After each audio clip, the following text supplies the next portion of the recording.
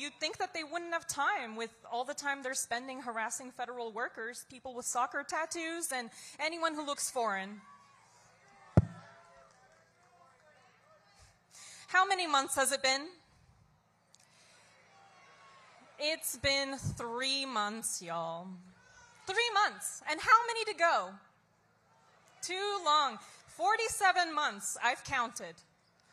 So yes, it's been 3 months, and yes, we have 47 to go, but we're not backing down, because this isn't about just one administration or one policy or one person. This is about preserving our freedoms and our right to protest, to speak out, to live without fear in our communities.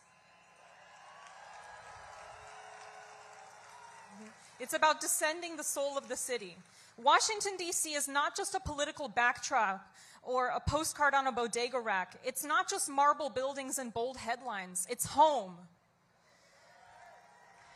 It's the home of artists and educators, of bus drivers and baristas, of organizers and immigrants and families who have built their lives here for generations. We're not collateral damage for anyone else's oligarchic power play. We are people and we matter. And we start by showing up. We start by speaking to people. Too long we have been in our bubbles, so connect. Find people online or meet them in person, or talk to them about what's important. Start today. Turn to your neighbor and introduce yourself, and reach out to any organization that you're interested in today. Thank you all for your time.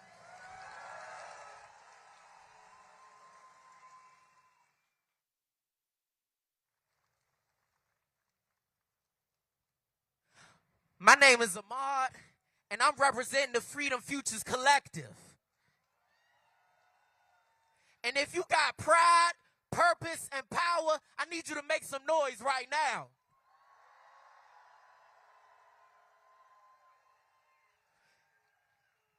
Say pride, purpose, power. Say pride, purpose, power. Say pride, purpose, power. Say pride, purpose, power. That's what we about to do, y'all. That's what we about to do. I need y'all help. When I say we got, I need y'all to say pride, purpose, power. When I say you got, I need you to say pride, purpose, power. When I say I got, I need you to say pride, purpose, power. We got. You got. I got. Let's go, DJ. Black Swan. I have purpose. I have power. Hey, this is the remix right here. Say what? What's I have power. Oh, yeah. I have The purpose. I have power. Hey, Say what? hey, we got. You got. I got. Hey, hey, hey. It's the Trinity and the recipe. It's the clarity. It's the 3 P's. What's reality in the society? When you don't have those 3 things, they say money, power, and respect. Okay. It's what you need in this life. But I got pride, purpose, and power. And your boy doing just fine. Standing tall as a tower, I be AMA''D. Please so sick, so let me take a sleep. You don't get the picture when I get the cheese. Stood on my cues, now I'm standing on my keys. Black boy magic, tricks on my sleeves. Still serpents lurking. Pride, power, and purpose. I got the purpose. Hands up. Hands up. We got. You got. I got. We got. We got pride, purpose, power. And they say, what? Might be a fortune teller when we come together in the worst of weather. We've been running with our eyes closed. We can't make it no light in the dark. That's how you know that we light up the whole room when we come together with a spark. Cause we got. I have pride. I have purpose. I got the power. I got power. Hands up. We got. We got. We got. We got. You got. You got. You got. I got.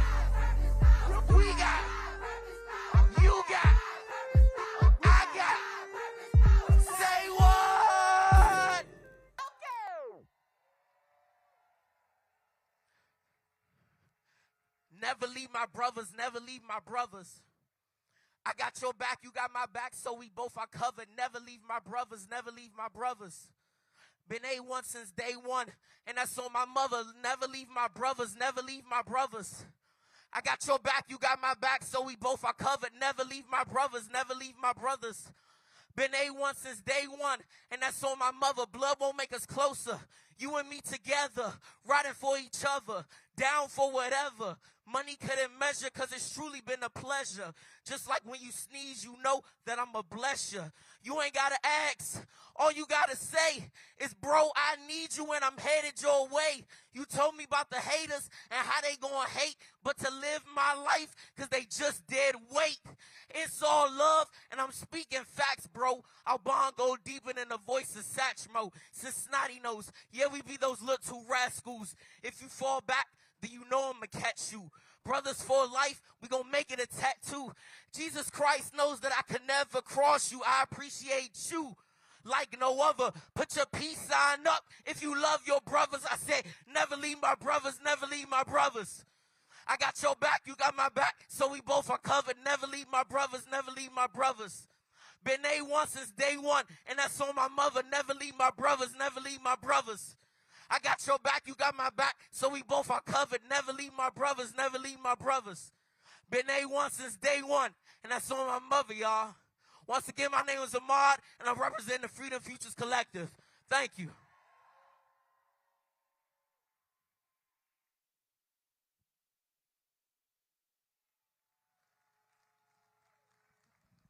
All right, give it up for Ahmad again. All right, next up we have a federal worker, a group that we know has been really unfairly attacked by this administration, coming from the Federalist Union Network, which is the acronym I love, is fun. We have Paul Osadebe. Welcome up. I want to welcome you up here, Paul.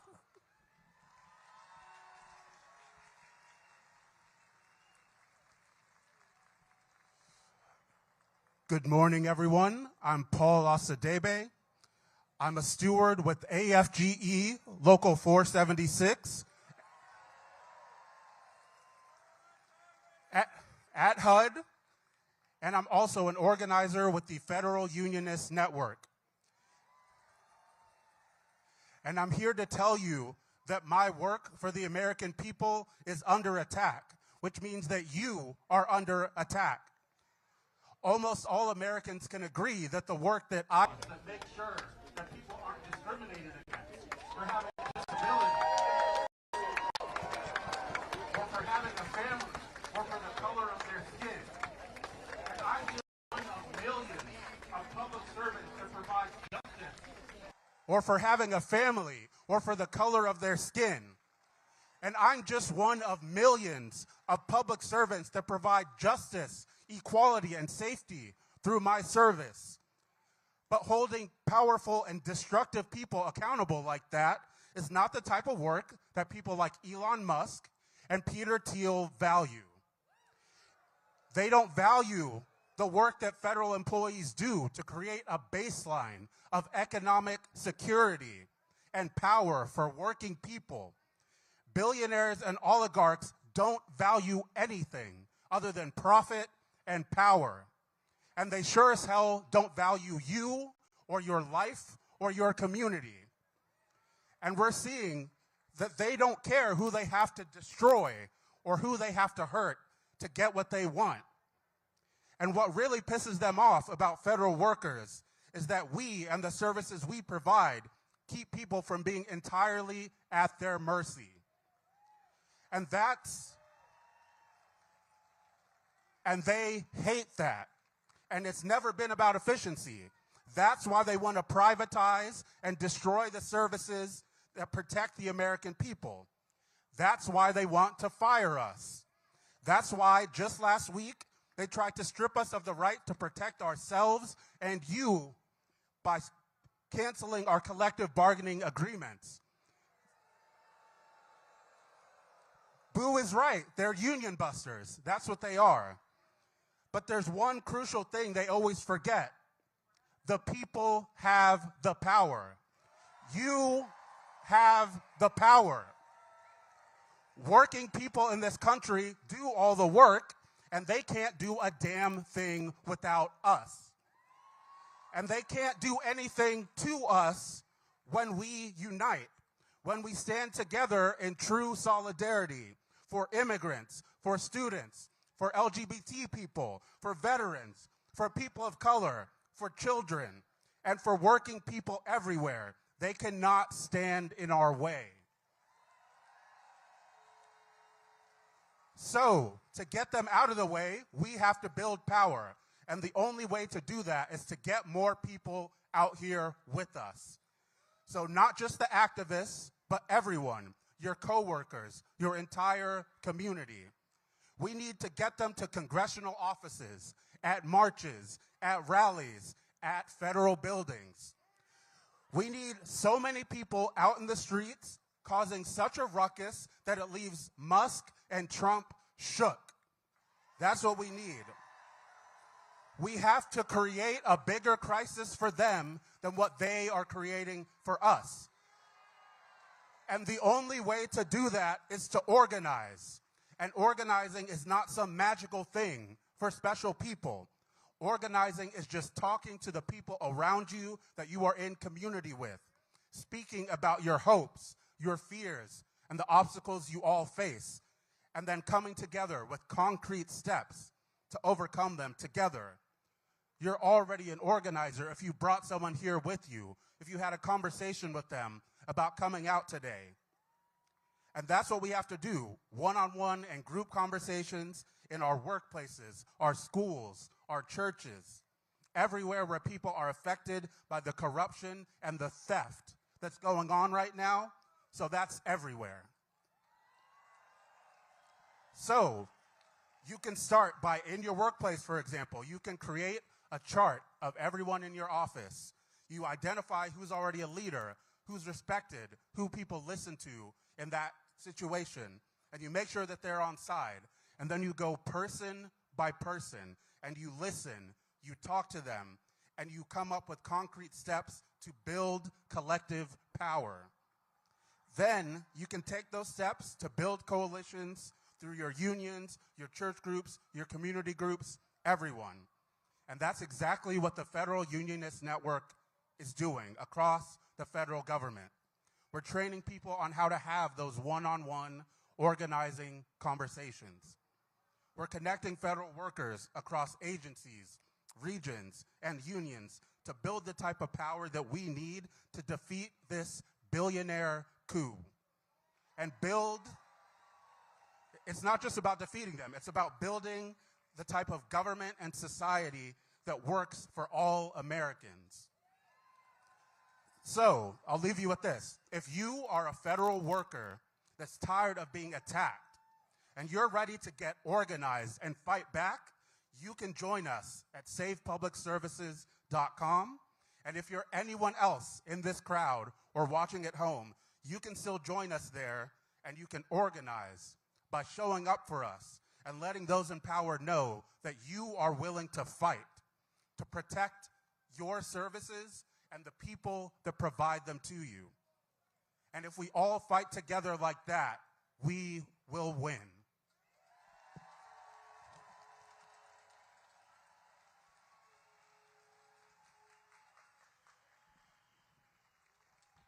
Test, test, test, test. What's up, y'all? What's up, DC? How y'all doing? I want you to take your phones out real quick. Let me see your phones in the air. Put your phones up. Put your phones up. I want you to follow us at Freedom Futures Collective. We are a creative arts incubator out of DC, working with young artists across DC and beyond. Make sure you follow us. Give it up for DC artists, y'all. Let's go. Let's go. I'm going to teach y'all a few chants. Y'all ready? Y'all ready? Y'all ready? Because we want Elon and Trump to take their hands off our shit. Ain't that right? Yeah. Repeat after me. Say, all the people in the streets. All the people in the streets. Want Elon and Trump to leave. Want Elon and Trump to leave. All the people in the streets. All the people in the streets. Want Elon and Trump to leave. want Elon and Trump to leave. All the people in the streets. All the people in the streets. We want Elon and Trump to leave. We want Elon and Trump to leave. All the people in the streets. All the people in the streets. We want Elon and Trump to leave. We want Elon and Trump to leave. Say hands off. Hands Our off. democracy. Democracy. Hands off. Hands Our off. democracy. Democracy. Hands off. Hands off. Queer families. Your family. Hands off. Hands off. Immigration rights. Hey. Hands off. Hands Our off. democracy. Democracy. Hands off. Hands Our off. democracy. Our democracy. Hands off. Hands Our off. jobs and schools. Jobs to school. Hands off. Hands Our off. democracy. Our democracy. Where my Palestine supporters at? Where y'all at? Where y'all at? Let's go. Clap. Clap, clap, clap, clap, clap, clap, clap, clap. Hey, hey. Clap. Clap. Clap. Y'all ready? Y'all know this one? Say, free, free Palestine. Free, free Palestine. Long live Palestine. Long live Palestine. Free, free Palestine. Free, free Palestine. Long live Palestine. Long live Palestine. When people are colonized. When people are colonized. People are colonized. Resistance is justified. Resistance is justified. Resistance is justified. Resistance is justified. What side are you on, My people. What side are you on? We on the freedom side. People lining caskets so billionaires can have it. We breathe in smog at factories to fund their habits. But don't you underestimate our resolve is fasting. If it takes too long, me and my people taking Let's action. go. What side Hands up. Hands up, God. Hands up. Hands up. Let's go. We on the freedom side. What side are you on, my people? What side? We on the freedom side. Free to fly, free to release these thoughts I feel inside. I still provide hope to a world until they can't deny. Stand beside all of the youth that was placed aside. I'm down to ride. This is our nation, our generation. Time free to fly. What side are you on? I'm on the leader side, succeeding side. No slide zone. Say what? To lead us, they need permission. Please take your energy back and complete the mission. What side are you on, my people? What side are you on? We on the freedom side. What side are you on, my people? What side are you on? We on the freedom side. What side are you on? My people, what side are you on? We on the freedom side. What side are you on? My people, what side are you on? We on the freedom side. Thank you so much for the Freedom Futures Collective. FFC, we in the building.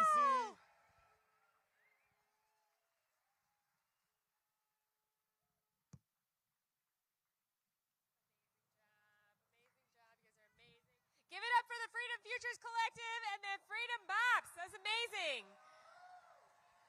Next up, we have one of our elected officials here in D.C., who's our shadow House representative.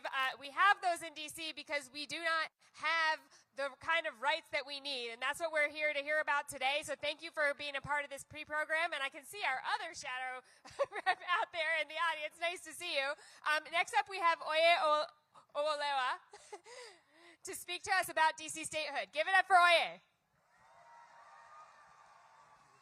What's up, DC? Give it up for the past performances.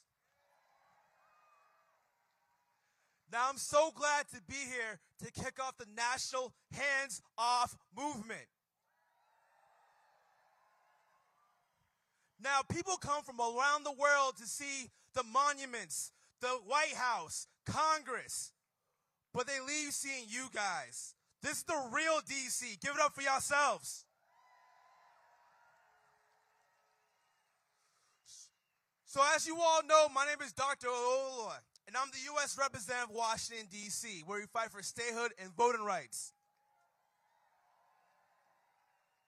Well, I want to give a shout out to you guys, the millions who come to enjoy D.C., the millions who come to work in D.C., the 700,000 who call D.C. home. Those among us that often live as second-class citizens until D.C. becomes a state. We pay taxes without representation. But statehood is not just representation. It's our way of life. Last year, in the previous administration, we had a criminal code revision that were restored the way we want to live that was struck down by the president and Congress.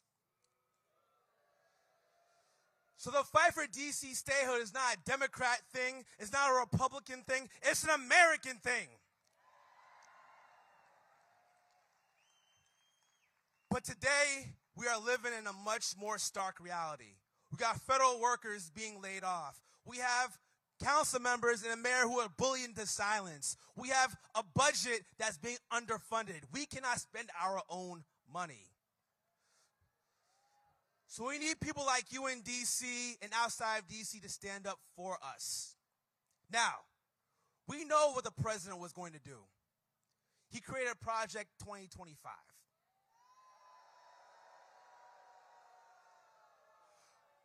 But in my opinion, the power belongs to the people. So we need to create a Project 2026 plan.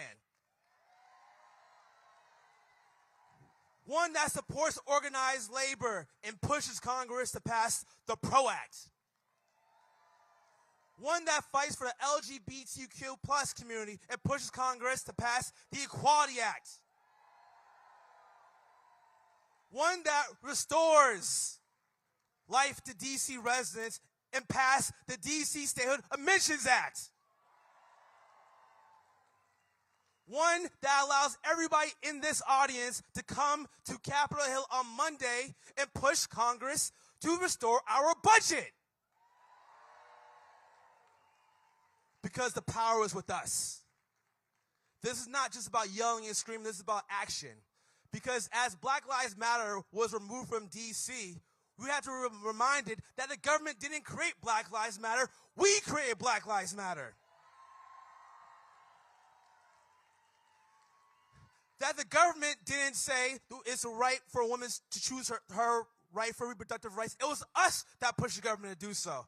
It's not going to be federal workers that's going to be at the whims of Elon Musk. We're going to employ federal workers.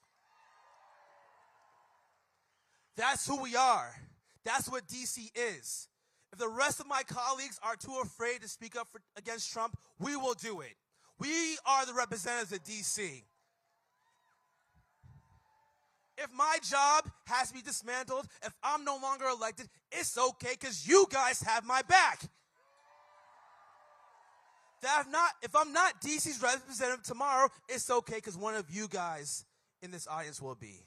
Antoine, you may be. So please don't just join me today. Join us on Monday to fight for our budget. Join us the day after to fight for DC statehood. To join us the day after that to create the America of tomorrow. Because the next 10 to 15 to 20 years is going to be decided by the actions of us today. So I'm honored to kick off our hands-off national protest here in the District of Columbia, because the District of Columbia is not the White House. It's not Congress. It is you guys. The 700,000 Americans that call D.C. home. The millions that come to work and play here. So God bless you all. God bless America. And God bless the soon-to-be 51st state, Washington, D.C. Thank you all.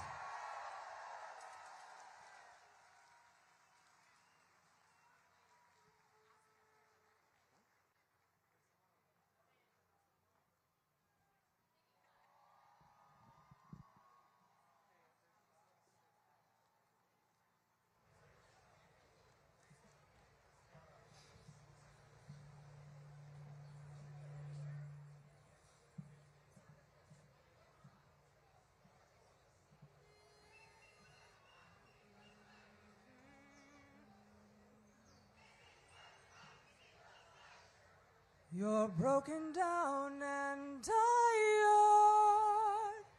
of living life on a merry-go-round, and you can't find that fighter, but I see it in you, so we gon' walk it out and move mountains. We gon' walk it out and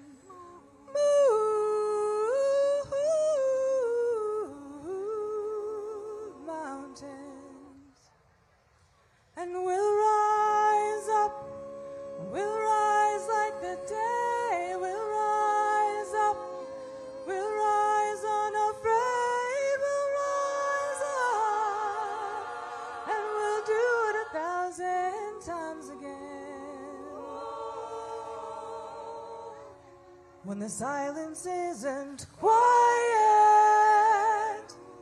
and it feels like it's getting hard to breathe, and I know you feel like dying, but I promise we'll take the world to its feet and move mountains, take it to its feet and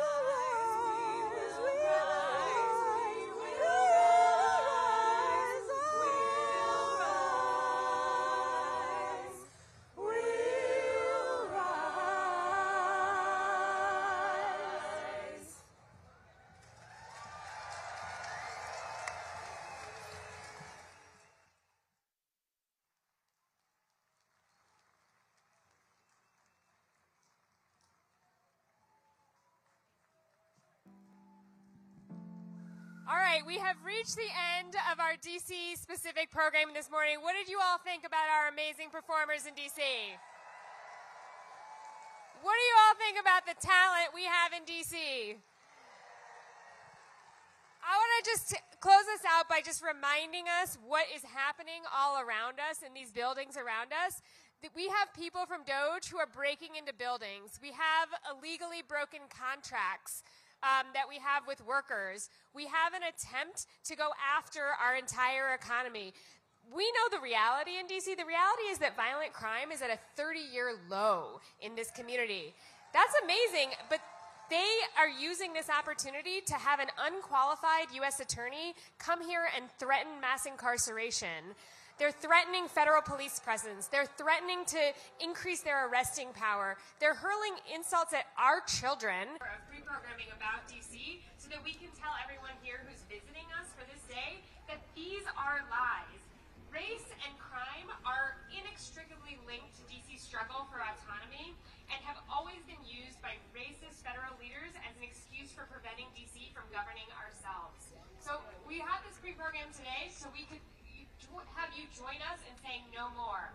So I'm going to say hands up, and I want you to say DC. Hands off. DC. Hands off. DC.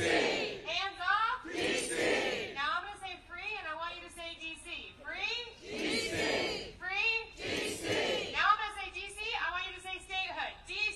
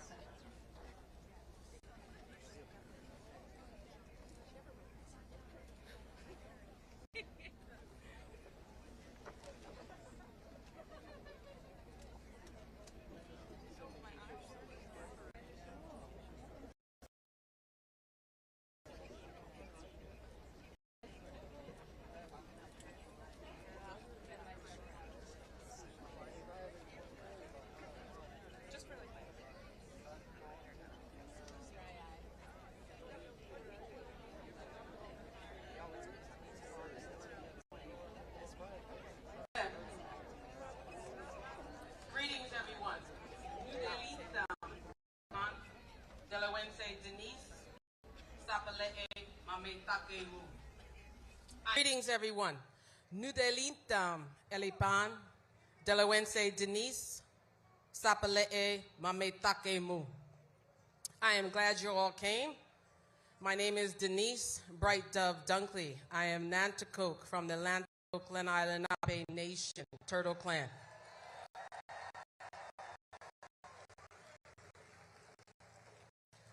When I describe and envision my ancestral homelands without colonial borders, I say that I am from the southernmost tidewaters of Lenapehoking, the land of Lenape.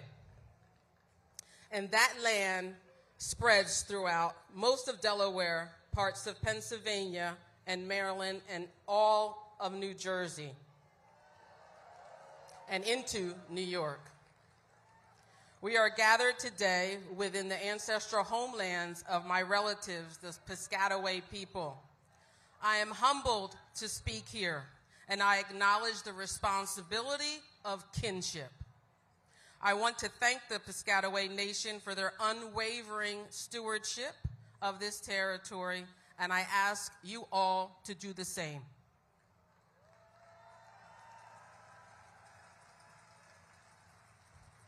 Indigenous people have occupied, governed, traded, thrived, and endured within our original territory since time immemorial.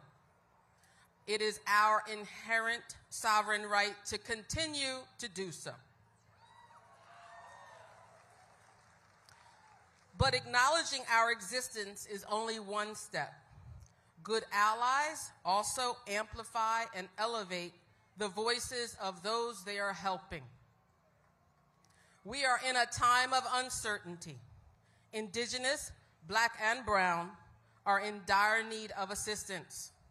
In fact, solidarity is critical for our collective futures. We all know too well what happens to the land happens to the people. As we struggle to fight for life and beauty in this world and for the earth itself, each of us must decide where our moral compass leads us. Will you remember the Piscataway Nation when you leave here today?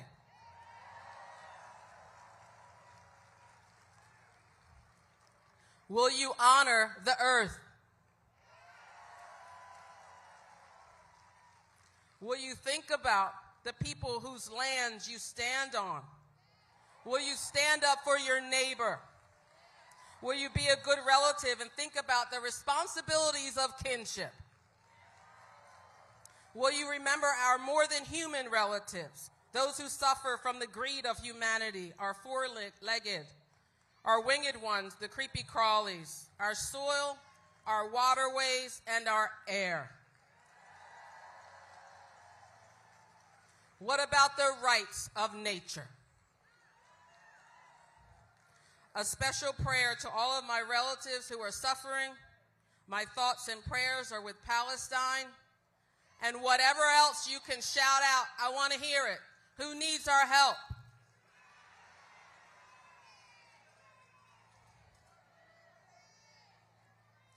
Kishlemiin, Wicheminin, and Kanakahinin. Wanishi, Wanishi, Creator, help and watch over us. Thank you. Thank you.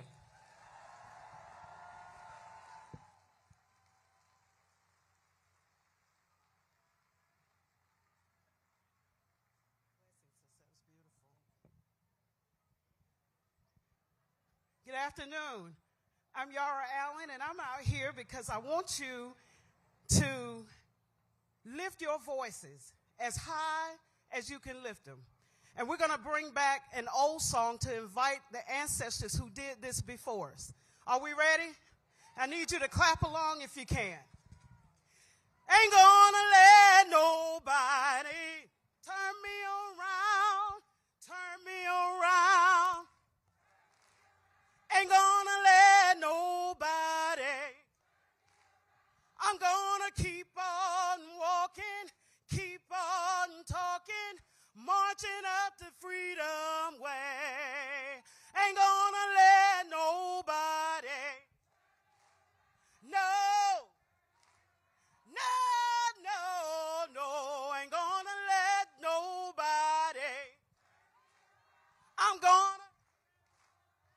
That's it.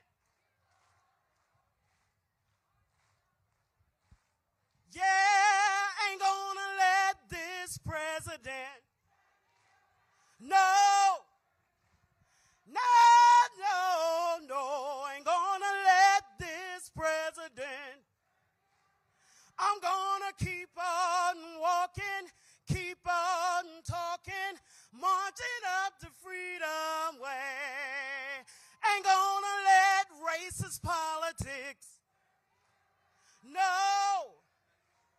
Ain't gonna let racist politics. I'm gonna.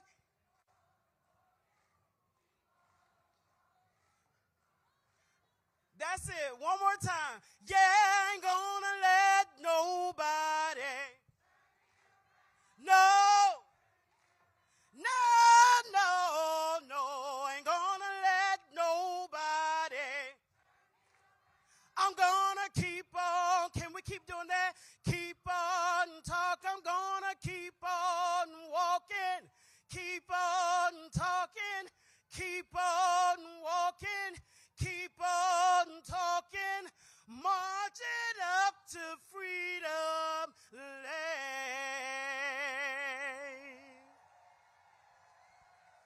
Come on and give it up for Reverend Dr. William J. Barber II.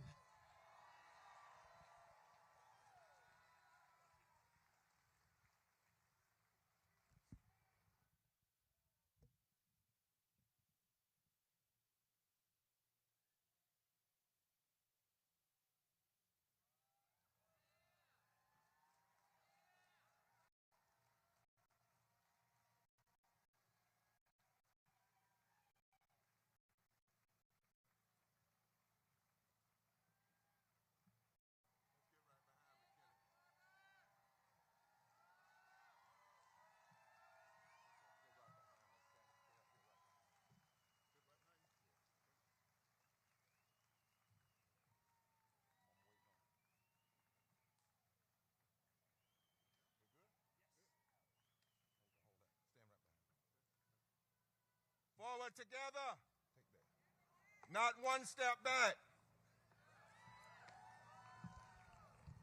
57 years ago, on April the 3rd, Reverend Dr. King said the night before he died, nothing would be more tragic than for us to turn back now. God help us not to turn back from the vision of our Constitution, that is to establish justice, to promote the general welfare, to provide for the common defense, and to ensure domestic tranquility.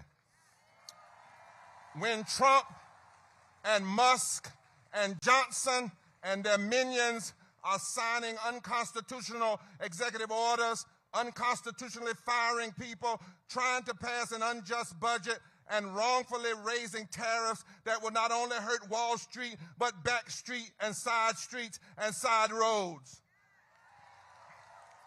When they are doing this, we must say every day, we will stand up in truth and raise our voices and votes and declare, take your hands off of our democracy. Their foolish budget plans could remove 36 million people from health care and millions of poor and low-wage children from school lunch and refuse to raise the living wage for 14 million low-wage working American people from $7.25 to $17 an hour. We must pray for God to give us the courage to stand and say, take your hands off Medicaid. Take your hands off our health. Take your hands off our voting rights. Take your hand off our living wages. Take your hand off our public education. Take your hands off of our lives. When greedy technocrats with a supremacy philosophy want to rule the country, we with moral vigor and righteous indignation must stand up and say no. We cannot be at ease in America. History is pushing us, the present is demanding us, and the future is calling us. I said in 2018 that every age must have a movement of people that will build a moral fusion mass movement that stands together. That stands together because issues before us are not about left versus right or Republican versus Democrat, but about right versus wrong and justice versus injustice. And with the help of the divine, we must unite more and more, declaring that we are black, we are white, we are Latino, we are Asian, we are Native, we are young, we are old, we are North, we are South, we are East, we are West, we are gay, we are straight, we are trans, we are America, and we ain't going nowhere.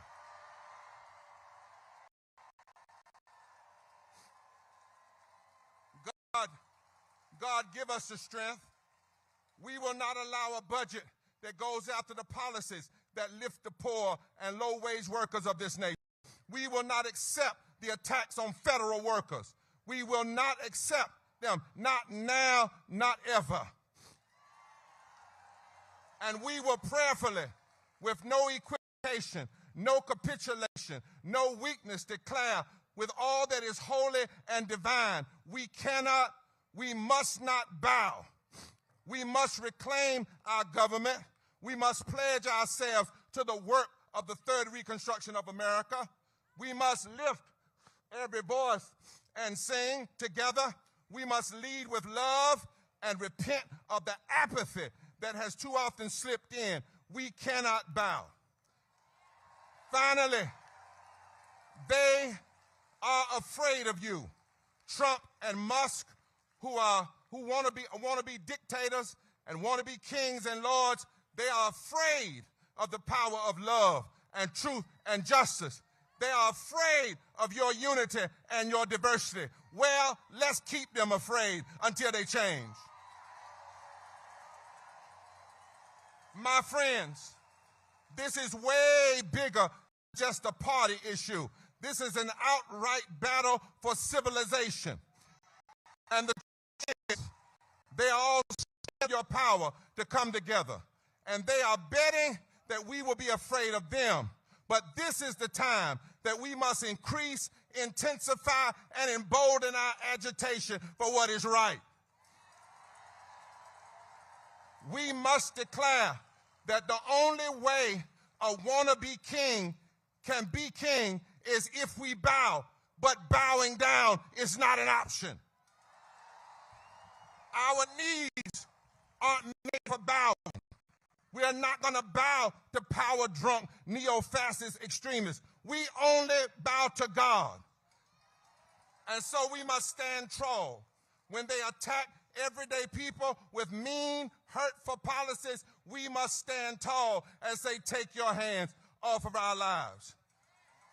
So stand up to the technocrats.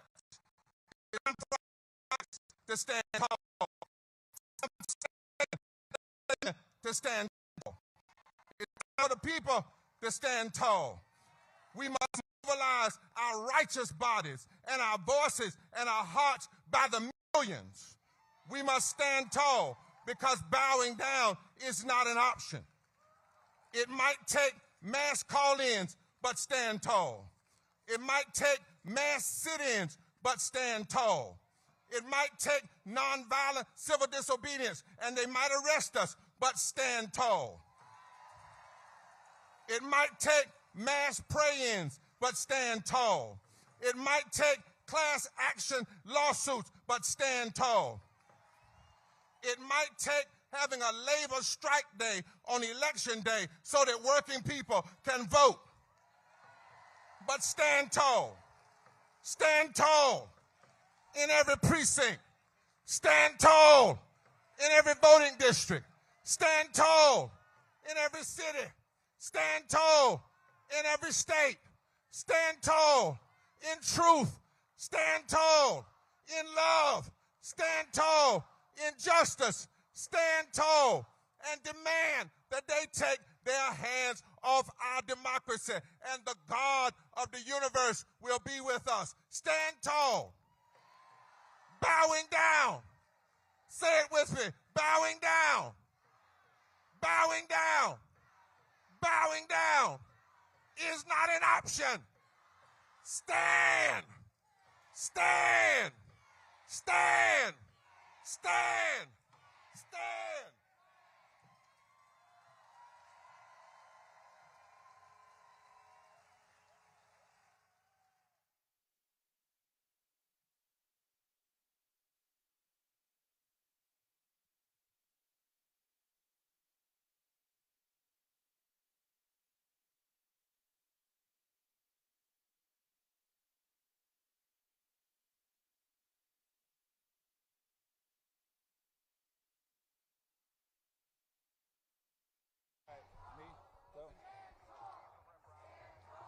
Washington, D.C., please welcome Congressman Jamie Raskin.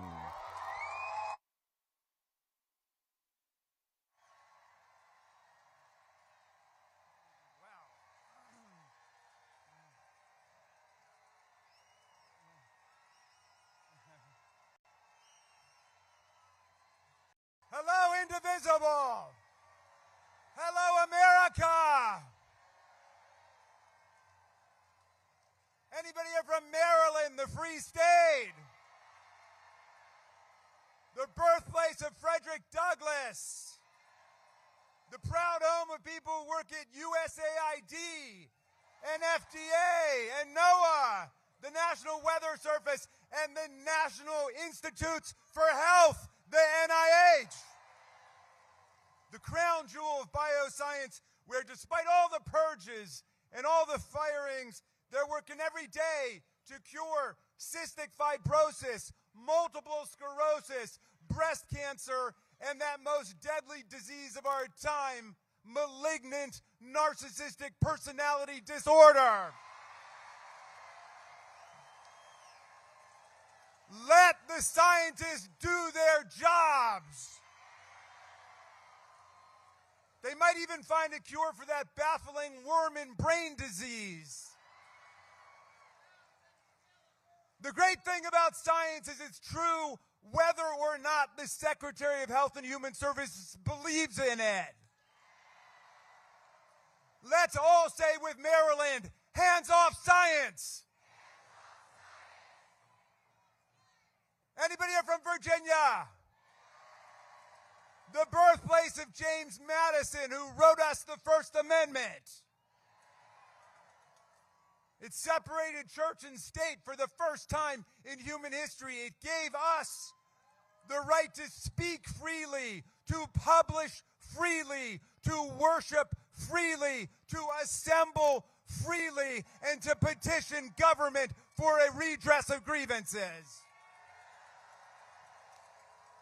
As Dr. King said, we've got the right to protest for what is right without being arrested, deported, or fired.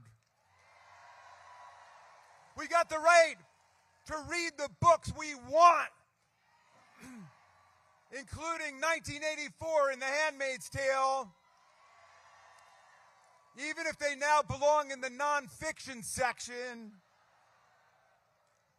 We've even got the right to call the president deranged for crashing our economy, destroying $6 trillion of wealth, and turning my 401k into a 201k. And the press has the right to call the Gulf of Mexico the Gulf of Mexico.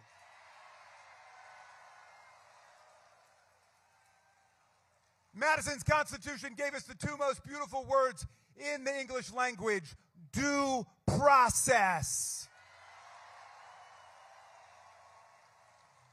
Let's stand with Madison and Virginia and the people and Thomas Jefferson and all the people of the Commonwealth of Virginia, and let's say, hands off the Bill of Rights.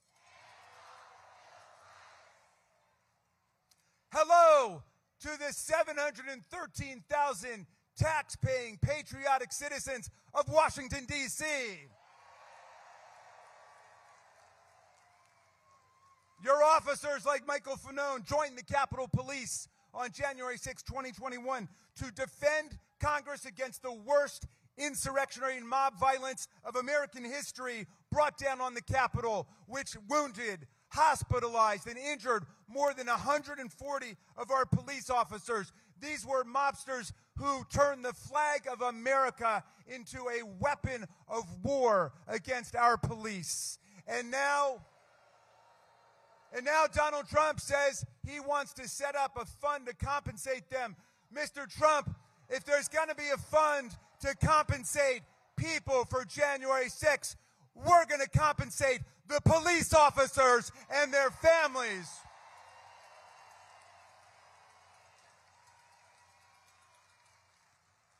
We're going to back the men and women of the blue, not the planners of the coup. Meantime, the people of D.C. have a valid, bona fide political grievance, not an imaginary one. They've not stormed the Capitol or tried to overturn an election or hang the vice president. They petitioned for statehood like 37 states before them. They did it the right way. So we say to Donald Trump and Elon Musk, hands off Greenland, that's an independent country. Hands off Canada, that's an independent country. Hands off Panama, that's an independent country. Statehood for Washington, D.C. And let's say with the people of Washington, free D.C.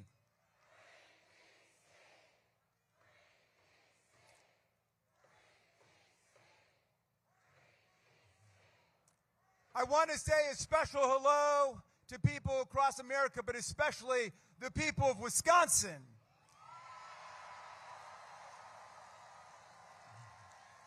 They showed America that organized people who want nothing but freedom can defeat organized billionaires who want nothing but power.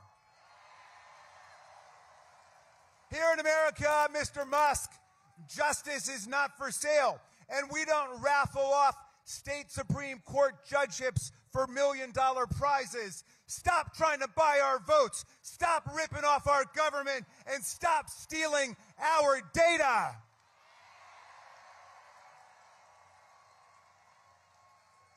My friends, we're in the fight of our lives, but I want to tell you this. We are winning now. We are winning every day. We are winning in court, where 39 judges appointed by 5 Republican and Democratic presidents have issued 56 preliminary injunctions and TROs against this lawlessness.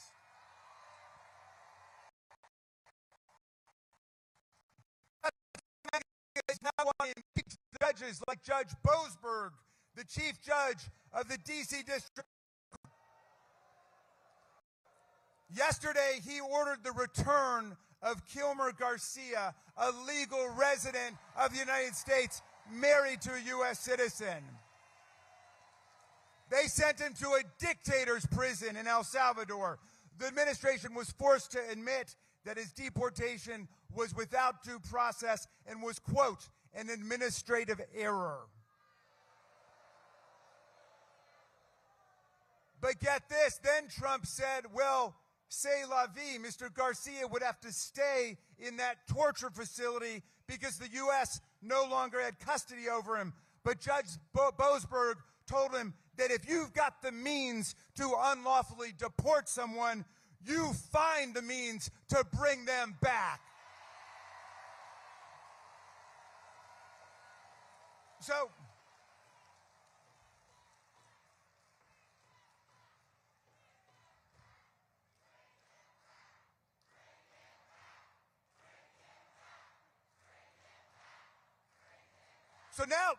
now they're calling Judge Boasberg a radical left rogue judge. The problem is he was appointed to the bench first by President Bush. He was Justice Kavanaugh's roommate at Yale. He's known as a pillar of the legal establishment. They say, though, well, the number of courts striking down Trump's policies is completely unprecedented. Well, so what? That's only because the number of his illegal actions are completely unprecedented. The judges are doing their jobs. They're doing their jobs. Let's tell MAGA what democratic movements all over the world tell the dictators of the world. Hands off the courts. Hands off the courts.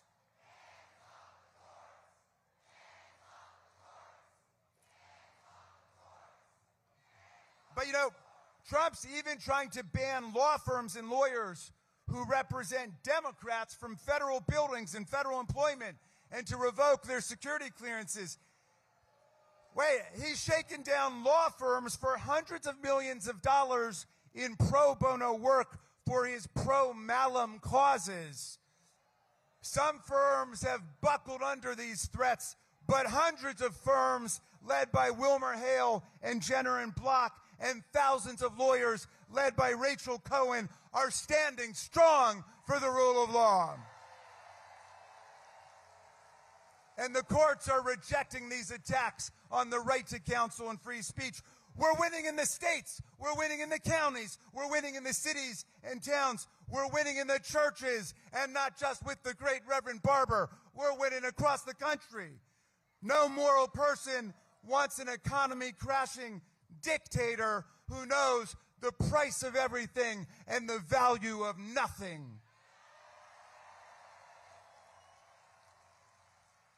We're winning in the universities, which know the difference between transgender mice and transgenic mice. And they know the difference between academic freedom and political tyranny. We're winning with veterans across America who know which side we were fighting on in World War II. And when they see Nazis marching down the boulevard, they don't see very fine people on both sides of the street.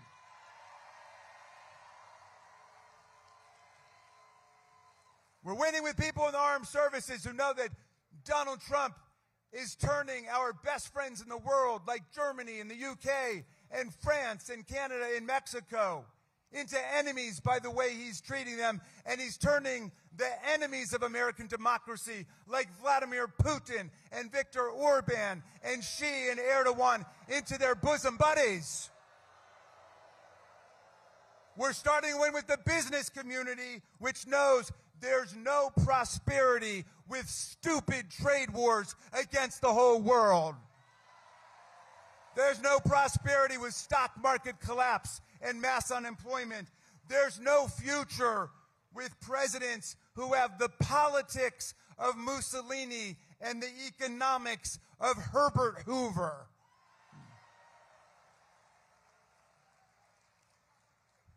But now look, Elon Musk and the Silicon Valley billionaire mafia believe that high IQ tech supermen obsessed with eugenics and impregnating as many women as possible are destined to govern the rest of us. In other words, they're going to rule in their vision. They believe democracy is doomed, and they believe regime change is upon us if they can only seize control of our payment systems, our data, and our computers. Their guru, Curtis Yarvin, a.k.a. Mencius Moldbug, says American democracy is a failed experiment. He praises slavery and its positive effects for the African American community.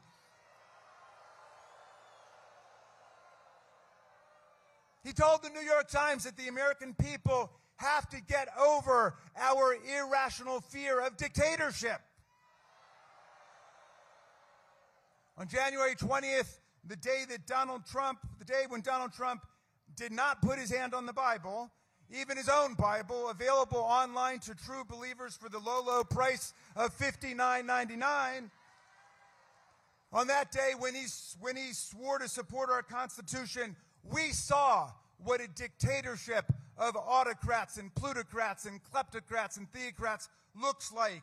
It's a twice impeached, multiply bankrupted, very stable genius standing in front of oligarchs, Elon Musk, Mark Zuckerberg, and Jeff Bezos, standing in front a cabinet of billionaires and Putin followers who make war plans over the public signal app, even while they're literally sitting in the Kremlin.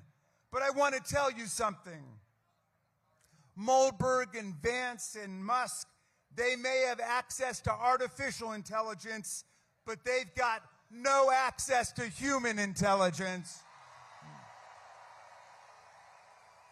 These founders of the Dark Enlightenment, as they call themselves, are no match for the founders of the actual Enlightenment like Madison and Jefferson and Ben Franklin and Tom Paine, much less the leaders who took down slavery and built Reconstruction like Abraham Lincoln and Harriet Tubman and Thaddeus Stevens and Frederick Douglass. If they think they're going to overthrow the heroes of American democracy, they don't know who they're dealing with.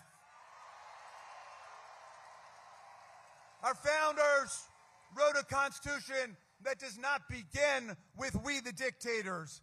The preamble says, "We the people." We the who? Did you say the corporations? We the people, in order to form a more perfect, did you say a more perfect government? We the people, in order to form a more perfect union, establish justice, ensure domestic tranquility, provide for the common defense, promote the general welfare, and secure to ourselves and our posterity the blessings of liberty, do hereby ordain and establish the Constitution of these United States of America. That's our preamble. And then the very next sentence is, all legislative power is vested in the Congress of the United States of America. And it lays out all the powers of Congress, the power to regulate commerce domestically and internationally, which means it's Congress that controls tariffs, not the president, not Elon Musk. Their tariffs are not only imbecilic, they're illegal, they're unconstitutional, and we're going to turn this around. Congress has the power of the purse to raise money and spend money. An Appropriations Act is a federal law, like a law banning assault on federal officers. It's not a budgetary negotiation. It's not a suggestion to the executive branch. If we say spend money on childhood education or cancer research, you spend that money. Congress is the lawmaking branch, the predominant branch, as Madison put it. And don't buy any of this fifth grade propaganda about three co-equal branches. First of all, co-equal's not even a word, okay? It's like extremely unique. But secondly, read Article 2 of the Constitution about the president. After all those pages about Congress, 4 short paragraphs.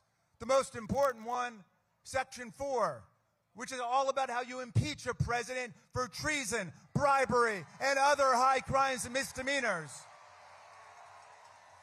If we're co-equal, how come we can impeach him and he can't impeach us? What's the core function of the president, my friends? And teach your children to take care that the laws are faithfully executed. Not twisted, not distorted, not maligned, not trashed. Take care that the laws are faithfully executed. All we say to Donald Trump is, do your job.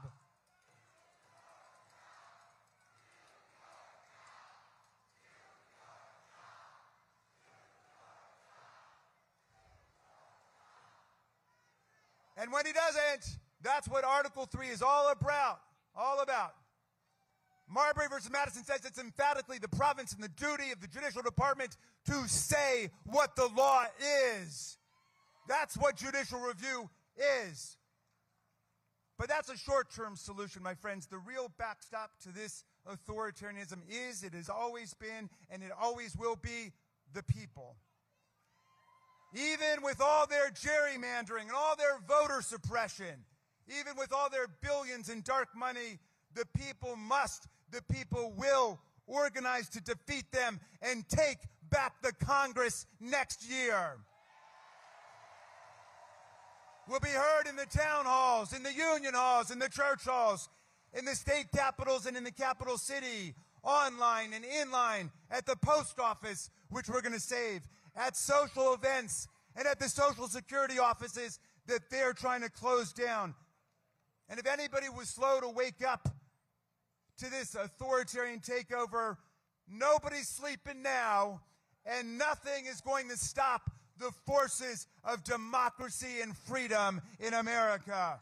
No oligarch, no proligarch, no autocrat, no theocrat, no kleptocrat, no monarch from Moscow or Mar-a-Lago is going to turn us around. Fascism will not be the end of human history. Human history will be the end of fascism.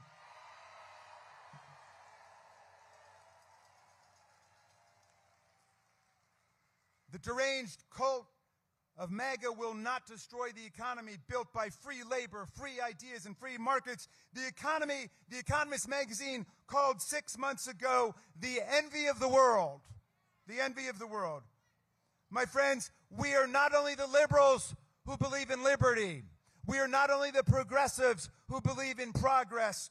We are the conservatives who will defend the land, the air, the water, the climate system, the Constitution, the Bill of Rights, Social Security, Medicare, Medicaid, the Affordable Care Act, the Voting Rights Act of 1965, the Civil Rights Act of 1964, the National Labor Relations Act, the Fair Labor Standards Act, the Clean Water Act, the Clean Air Act, everything that their party of nihilists and authoritarians wants to tear down in the next few weeks, we are going to conserve and defend for future generations of Americans.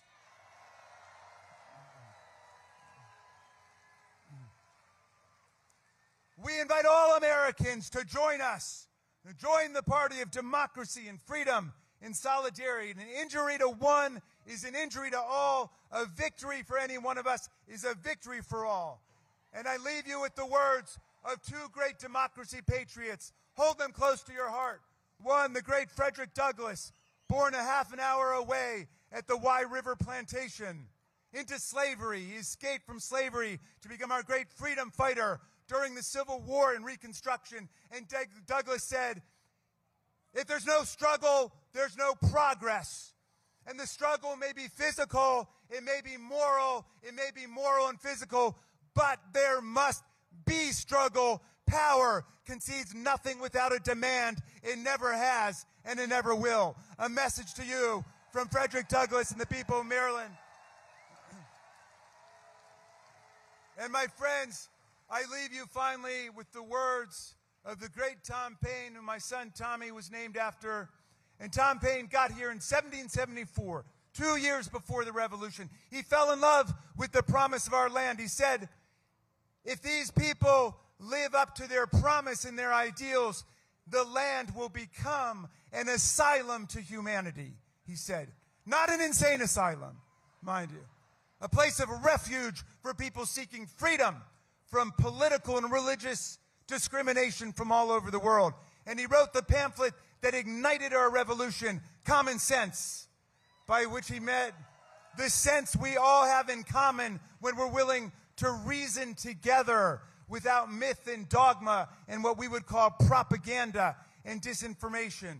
But you know, 1776 was a tough year, and the country was split. There were some people running around saying, you can't beat the kings and the queens.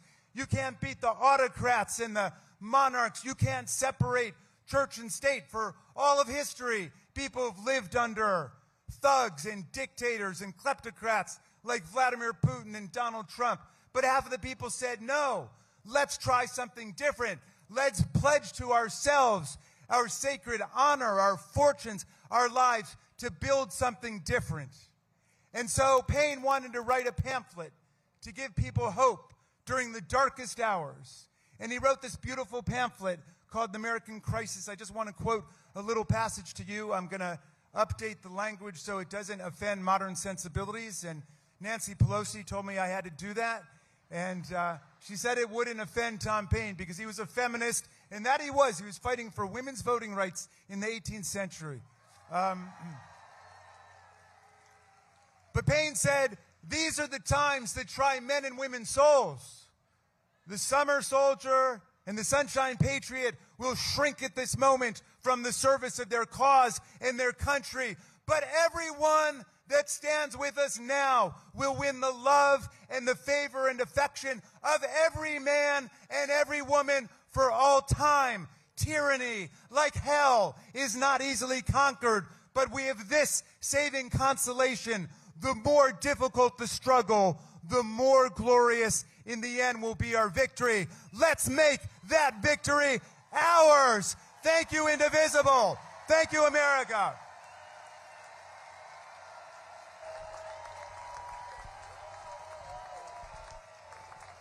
Please welcome Congressman Maxwell Frost. Hello, how's everybody doing? This is about the fight for everything and everyone. When I say everything, say everyone. Everything. Everything. Everything. It is so damn good to see this crowd. Yo, we all know that we're living in some dark times. We see the foundations of our society, Social Security, Medicare, Medicaid, the very safety nets that people have fought for generations to ensure that our country lives up to its promise, are being targeted by the billionaires and the oligarchs and the corporations. This insidious rise of authoritarianism is fueled by corrupt billionaires and mega corporations who believe that they have the right to control every aspect of our lives. Our health care, to our schools, to our thoughts, to our very speech. Under the false banner of patriotism and freedom and a false banner of patriotism. They would have us believe that if we gave them all the control, everything would be great. But breaking news, they've had the control, and look at where we're at right now. Massive wealth inequality in this country, where most of our people live paycheck to paycheck. And it isn't a new problem for generations. The billionaires and oligarchs have kept all this wealth and left us with the crumbs. But we say no more. In this moment, we all have a choice to make. As elected officials, we can't live in the world of what we can't do, but we have to live in the world of what we can and must do. I'll tell you, I had some friends come up to me and say, Maxwell, you should think about running for Congress. 4 years ago, I said, hell no, you're crazy. The crazy thing is, I didn't have all the power at the time. I didn't have all the money. I experienced homelessness during my campaign, and as many of you know, even after I was elected, I couldn't find a place to live in D.C. because the housing costs were too high. But the crazier thing is, we won. We didn't have all the power. When we woke up and saw, it was Twitter at this time, when we woke up and saw on Twitter that a black man, George Floyd, had been lynched in broad daylight.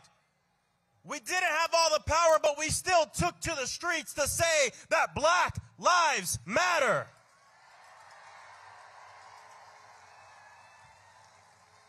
They didn't have all the power. When a gunman walked into Marjorie Stoneman Douglas in Parkland, Florida, and murdered 17 students, children, and teachers. But the students rose up, demanded that we end gun violence, and the world didn't just watch, the world marched to end gun violence. I say this because a lot of times when you don't have all the power that you want, you use all the power that you got. And that's what we have to do in this moment. We need to use everything in our toolbox. We can't afford to brush aside any part of our movement. We need mutual aid. We need protest. We need direct action. We need a legislative strategy. We need to be in the courts litigating, because I promise you, our opposition are not leaving any tools in their toolbox. They're using everything they have. And it's insane because there is such international solidarity in the right-wing fascist movement. January 6th here, January 8th in Brazil, funded by a lot of the same people and organized by a lot of the same people. But here's the thing, their movement is run by fear, trying to push us against one another. They would have our people believe that the reasons we can't afford rent, the reason we can't afford health care, the reason we can't afford groceries is because of other people in our own communities. Yes, we know that this system is rigged and the status quo doesn't work for Americans, but it's not rigged against the billionaires, it's rigged for the billionaires and for the corporations. They are the ones hoarding so much wealth, we can't even imagine what it is. They're the ones cutting essential programs that help working families while giving themselves massive tax breaks that benefits nobody but themselves. They tell us that immigrants are stealing our jobs, but they're the ones shipping jobs overseas and hiring corporate lawyers to go and union bust. They're the ones that are screwing us over on the jobs. They tell us that trans people are a threat to our children, but they're the ones dismantling public education. They're the ones denying the climate crisis. They're the ones poisoning our planet. They're the ones doing nothing about the national public health emergency of gun violence. And they want us to believe that they're the patriots of free speech. But they're the ones kidnapping and disappearing college students across this country that are just fighting for peace to ensure that innocent people don't die. The message is simple, and I've been traveling the country. I went to Michigan with my good friend Senator Chris Murphy to a Republican district, and the message is simple. We're in this situation not because of our neighbors. I promise you, your bank account looks a lot more like your trans neighbors or your immigrant neighbors and nothing like Elon Musk's. In fact, we're all closer to being on the streets than having a bank account that looks like his. How do you think he got to where he's at? I have people who come up to him and say, Maxwell, why would they be stealing? Elon Musk is already the richest person in the world. He has enough money. The question is, how do you think he became the richest person in the world? And, you know, Elon doesn't like me. If you told me 5 years ago that the richest man on earth would be tweeting about me, I mean, it goes to show Elon's a great example that money can't buy you happiness, and money can't buy you a Wisconsin Supreme Court seat either.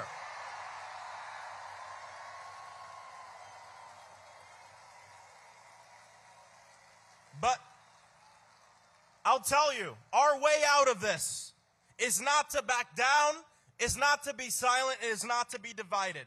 Throughout human history, authoritarians, they're never satisfied with the power that they have. And so they test the bounds, they push the limits, they break the law, and then they look at the public to see if they're quiet or if they're loud. If we are quiet, if elected officials are quiet, then we are complicit. And we cannot be complicit in the tearing apart of Medicaid, of Social Security, of food stamps, of nutritional assistance, of the things that we fought for and earned.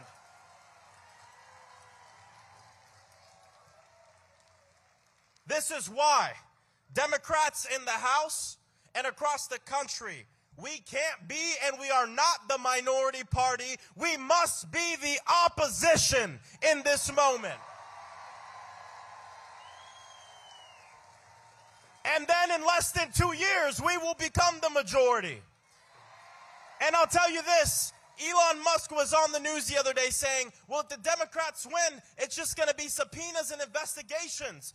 It's the one thing he's right about. You're damn right there's going to be subpoenas. You're damn right there's going to be investigations. Because when you steal from the people, expect the people to rise up at the ballot box and on the streets.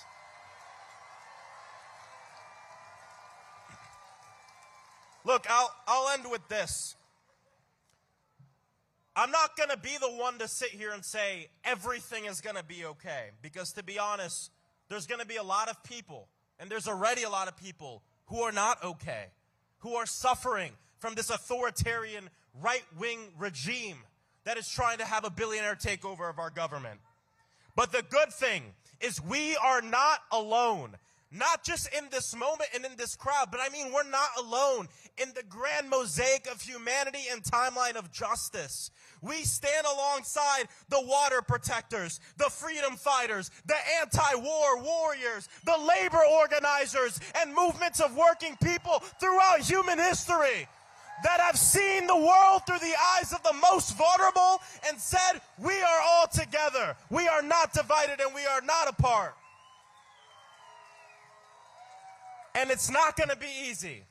And I know this coming from a movement. You know, I got involved in politics when I was 15 years old because I didn't want to get shot in school. I was a part of movement for 10 years and still part of the gun violence prevention movement. That the time when the most people give a damn about our issue is coupled when there's the most death and chaos. A movement when the country is paying attention to us. This is what's going on right now. I always tell people, the testament of an organizer is what you do when nobody's paying attention. But the testament of a movement is what you do when the world is watching. And the world is watching our country right now. There will be times when we feel discouraged. There will be times where we feel disappointed. But when those feelings overcome you, think about this moment. Think about our people. Think about our stories. And think about the people who came before us. And in my mind, I always think about the amazing Angela Davis when she said, I am no longer accepting what I cannot change. I am changing what I cannot accept. So to the people, can you accept cuts to Social Security? Can you accept cuts to Medicare and Medicaid? Can we accept the rise of right-wing authoritarians in this country? Can we accept them banning the books in our libraries? Can we accept them trying to ethnically cleanse our people from a land? Can we accept kids being mowed down in their schools? Well, it sounds like we have a lot of damn work to do. God bless you all. Let's continue to fight, and we will win. Thank you.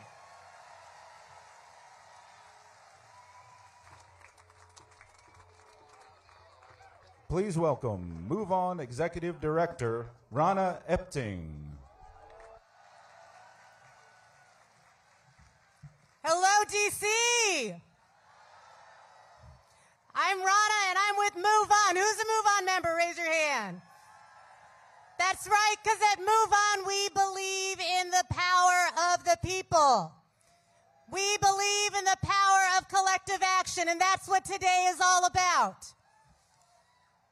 Look, we know Trump and Musk and the Republicans have been launching an all-out flood-the-zone strategy to overwhelm us with attacks on Social Security, Medicaid, on other critical services and benefits that we've earned, on attacks on our rights and our freedoms. They want us to feel helpless. They want us to be hopeless. They want us to feel alone in our concerns.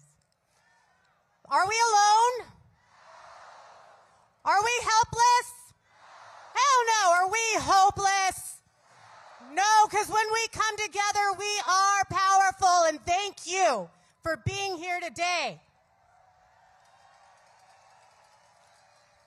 Look, Trump and Musk, they're doing everything to consolidate their power. You know that. You know that. They're firing tens of thousands of federal employees. They're threatening to get rid of more. They're trying to eliminate the Department of Education, leaving students, parents, and teachers on the cold in favor of making their billionaire backers richer and richer. And now they're attempting to silence our neighbors in the workforce all across the country by taking away their voice on the job. Are we going to stand for that? But as we know, the working people united will never be divided, will never be defeated. And you're about to hear from some incredible leaders of unions here today. We'll be joined alongside with working people who've been directly affected at the hands of Trump and Musk. They're not just fighting for their members, they are fighting for all of us, folks. So please give a big, hearty welcome to the stage, AFL-CIO President Liz Shuler, NEA President Becky Pringle, National Nurses United President Kathy Kennedy, NFFE President Randy Irwin, and AFGE President Everett Kelly, along with their members.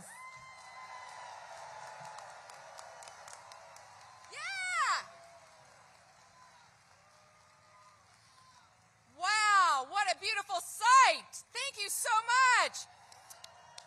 I'm Liz Shuler, President of the AFL-CIO, America's Unions.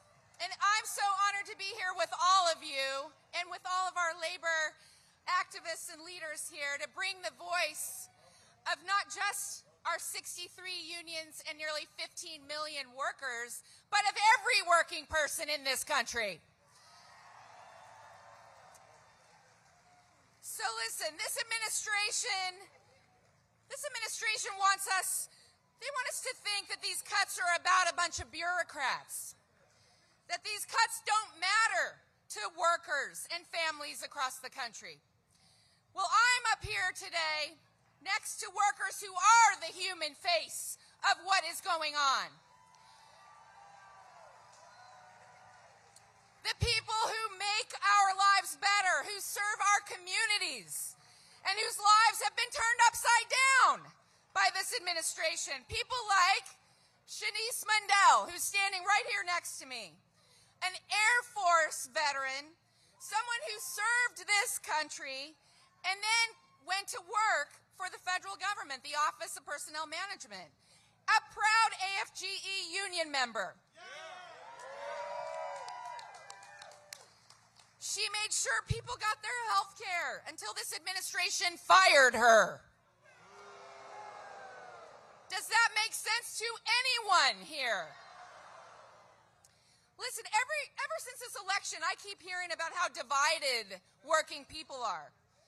But the people I talk to every day, teachers, nurses, construction workers, engineers, sanitation workers, people with every kind of job and every kind of background, what I hear is the exact opposite. We could not be more united in what matters to us. And I see it. I see it. I have not met one person. I've not met one person who says, yes, it makes sense for a CEO to make 268 times what I make while I live paycheck to paycheck. I have not met one person who says, yes, Elon Musk and Jeff Bezos need more tax breaks, and that money should come from my mom's Medicare or Social Security. I have not met one person who says, yes, please, let an unelected billionaire take a chainsaw to the jobs that my community counts on. The jobs that keep my food safe, that make my water clean. Get rid of the workers who care for our veterans, our heroes, when they come back from serving our country. It makes no sense. So to every working person here and everyone watching, I don't care if you're a Democrat, a Republican, an independent, do you want common sense from your government? Are you sick and tired of a government that is not of, by, and for the people, but of, by, and for the billionaires? Are you ready to do something about it? That's what I thought. They have billions of dollars. But what we saw on Tuesday night in Wisconsin gives me hope. Because our votes are not for sale. Our values are not for sale. And our rights and our freedoms are not for sale. So are you ready to fight? You ready to win? I'd love to have Shanice say a few words about her experience, and then I'll introduce our next speaker.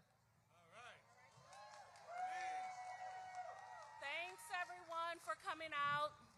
I just want to thank you all and let you know that I'm happy that you're in the fight with us. I may not get my job back, but I'm going to fight for the employees that are still there because they deserve it as well. And I'm going to make sure that everyone knows what's going on because when we fight, we win.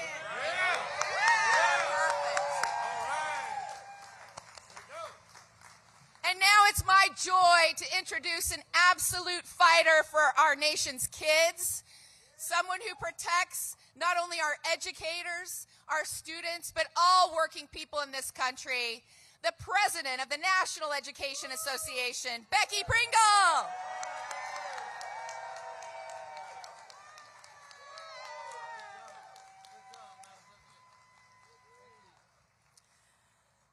The view from up here is magnificent.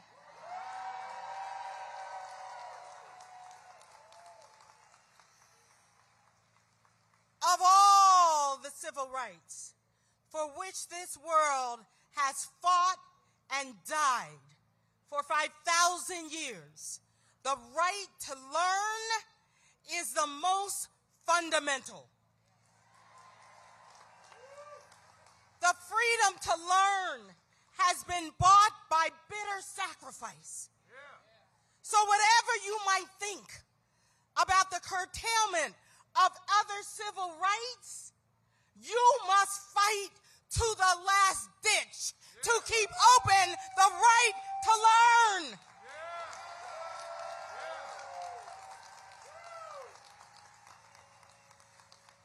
Those words spoken by W.E.B. Du Bois over a century ago are still true today.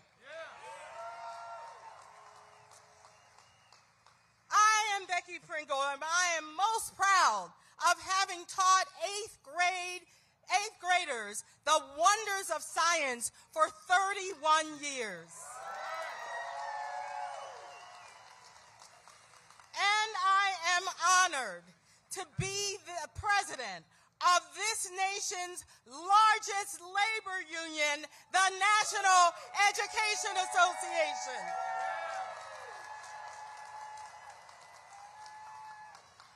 I am joined here on stage by teachers and education support staff. And we are joined by the 3 million people who have dedicated their lives to teaching and nurturing, counseling and feeding, driving and taking care of this nation's 50 million students. And we're all here to say, hands off our public schools. The NEA has called out Donald Trump and Elon Musk and WWE czar. You can't make this stuff up. Linda McMahon's brazen attempts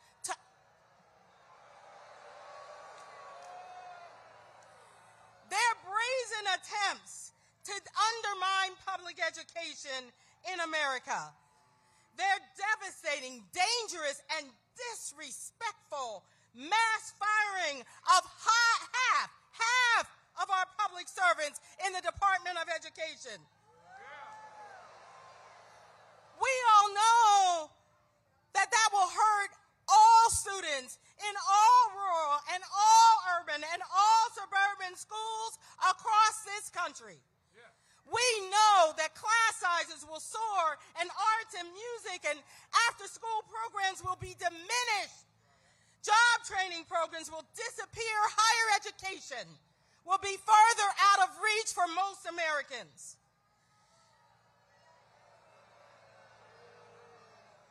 our most vulnerable children, our children with disabilities will be left adrift without desperately needed special education services. And the civil rights of our students will be eroded.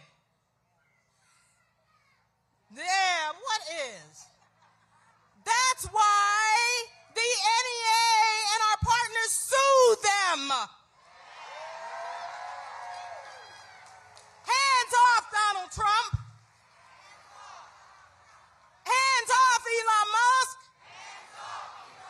Hands off, Linda McMahon. I just left Kentucky where we were celebrating their success. 120 counties, every one of them voted no to vouchers.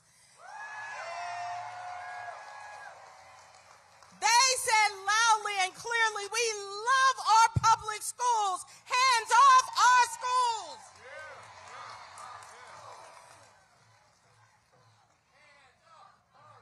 Hands off our schools. Hands off our schools. Hands off our schools.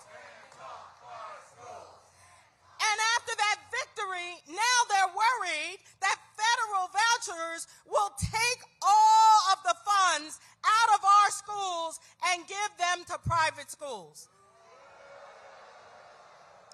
And who will be left to stand in those gaps for our babies? Educators all over this country who bear that burden every day. And those federal workers in the Department of Education, where we saw them being fired, we heard from them. Anthony, a veteran who told us, I put my life on the line. I was willing to die for this country, all to be thrown out like trash by this administration. Donald Trump and Elon Musk are trying to roll back 6 decades of civil rights progress. They're peddling their private school voucher schemes to put money in the pockets of already obscenely rich billionaires and take away money from the 90% of the students who learn in our public schools.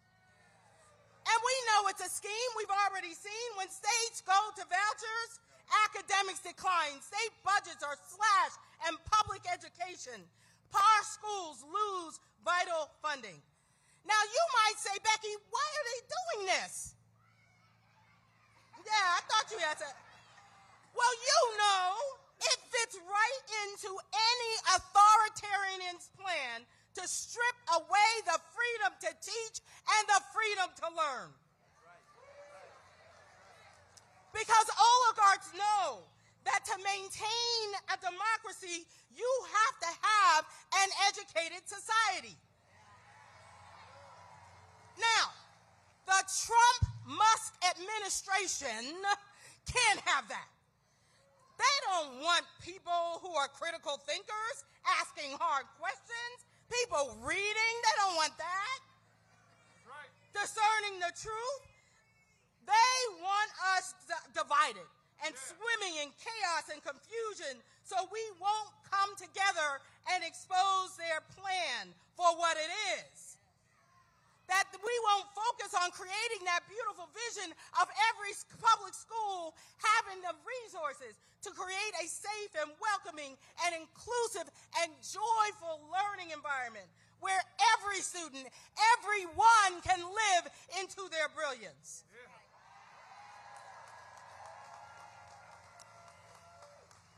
I am deliberate and afraid of nothing.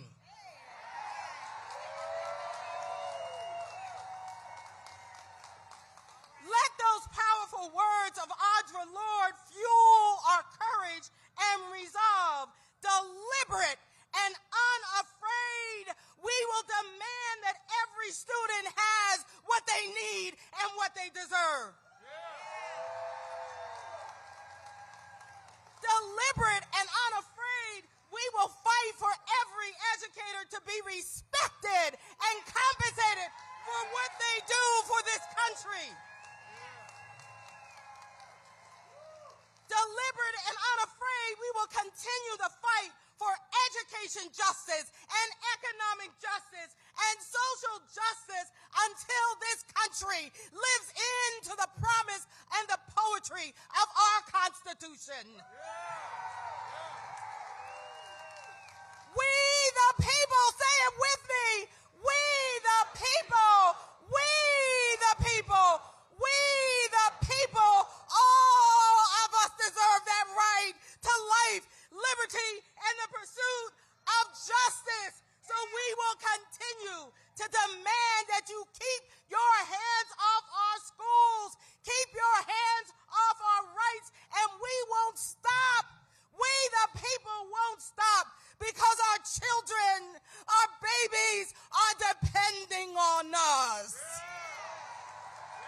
They're depending on us to be worthy of them.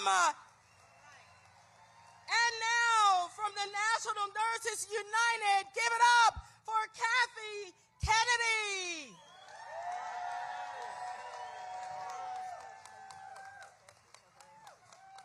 Thank you so much. Well, hello, everybody. My name is Kathy Kennedy, and I'm a registered nurse and president of National Nurses United. And, you know, union nurses have long fought for Medicare for all because we know that health care is a human right. And we know that health is not just about medical treatment, it's also about the world that we live in and the support systems we all rely on. Those include Medicaid, Medicare, Social Security, the Department of Health and Human Services, and the Veterans Affairs Administration. Yes, this current administration wants to weaken and privatize those programs that have helped millions of people stay alive, housed, and cared for. And without these programs, vulnerable seniors, low-income families, people with disabilities, and veterans will suffer. Yes. And while they're attacking the social programs, they're also stripping away protected union rights from federal workers, including our VA nurses, 15,000 of them. No. Yes. They're trying to break our solidarity so that we can't hold them accountable. But guess what? We're not going to let that happen. The current administration wants a society where wealthful and powerful get richer while the rest of us struggle. They say that people should be responsible for themselves while they're handing out billions of tax breaks, subsidies, and bailouts to giant corporations. What do you say? No way. No way. So let's be very clear. Our nation's public programs were created for a reason. During times of struggle like the Great Depression, the World Wars in Vietnam, when seniors were dying in poverty, veterans were left without care, and millions of Americans lacked the basic services to live. Do we want that? No. Absolutely not. This administration knows, they know very well that these are very popular programs for voters, so they can't get rid of them overnight. So what do? They sneak in the night and they have a plan to turn these public programs into money-making systems for private corporations. Yeah. How do they justify doing this? First, they have to break the system, right? Slash funding, fire staff, change policy until the program no longer functions properly.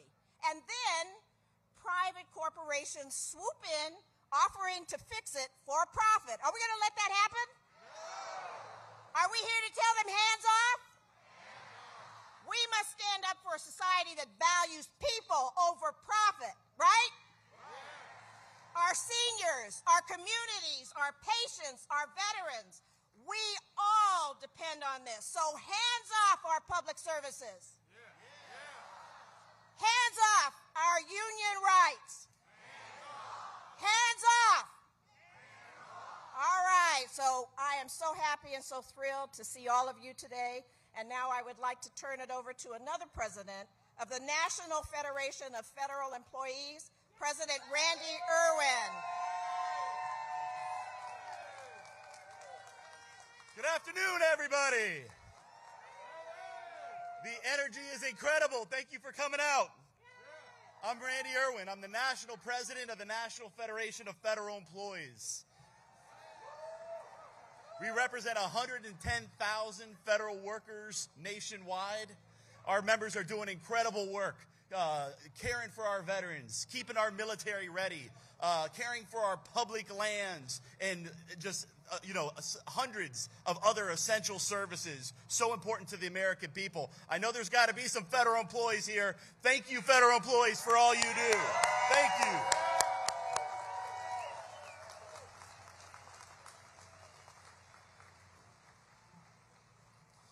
So as you know, the Trump administration is absolutely destroying public services in this country right now. That's right. They claim to be making government more efficient. That is a joke, people. That is a cruel joke.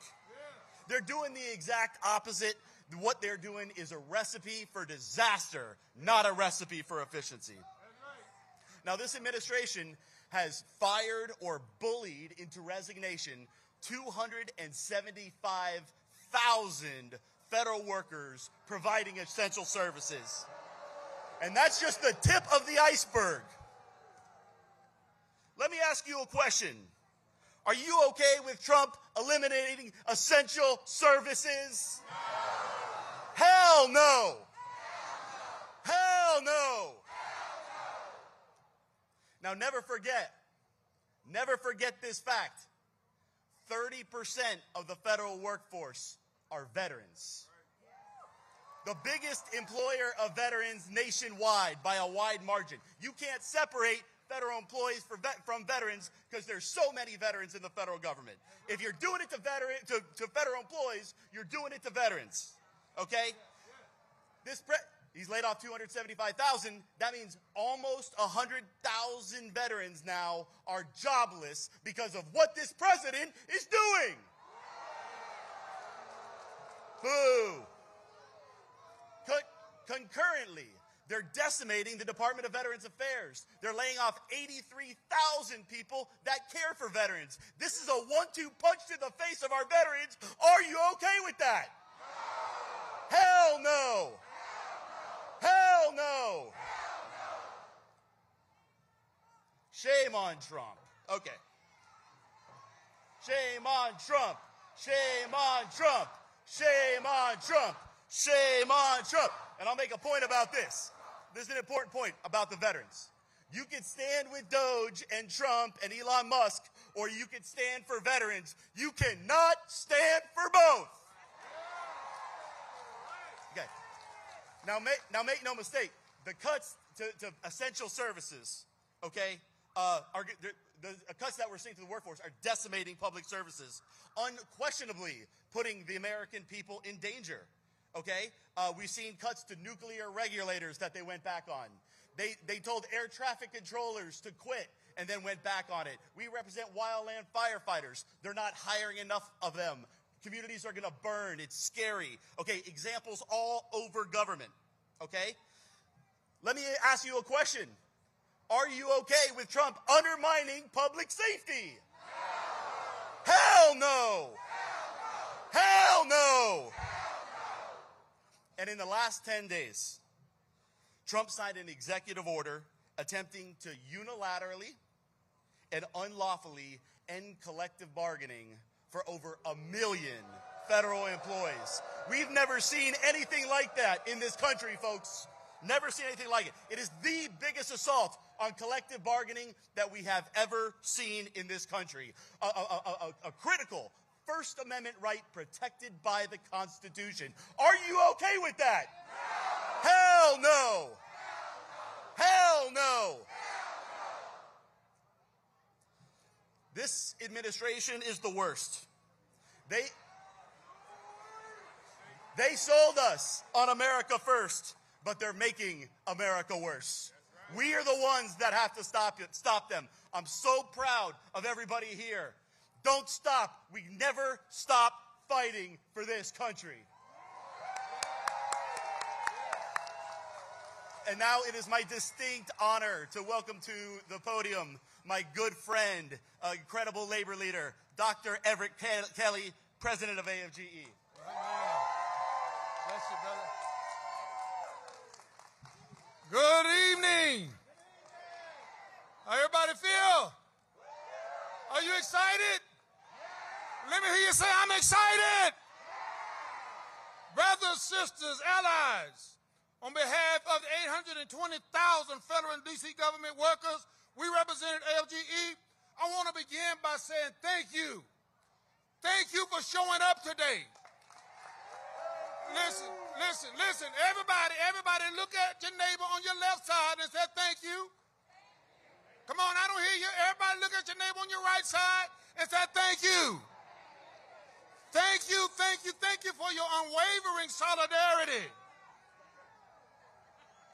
Thank you for supporting the patriotic American civil servants that my union represent. Thank you for standing for the services we provide to the American people, not some days, but every single day.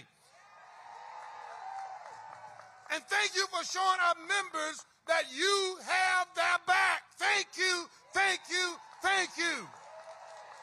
Now, I can't begin by telling you how much it means to me, to every AFG member, and to every federal employee across the nation to see this crowd here today. I can't begin to tell you how important it is for not just the workers, but for our nation. Because we're not here today just as union members or federal employees. We are here today as defenders of democracy. We are here today as champions of justice. We are here as protectors of our freedom and the American way of life. That's why we're here.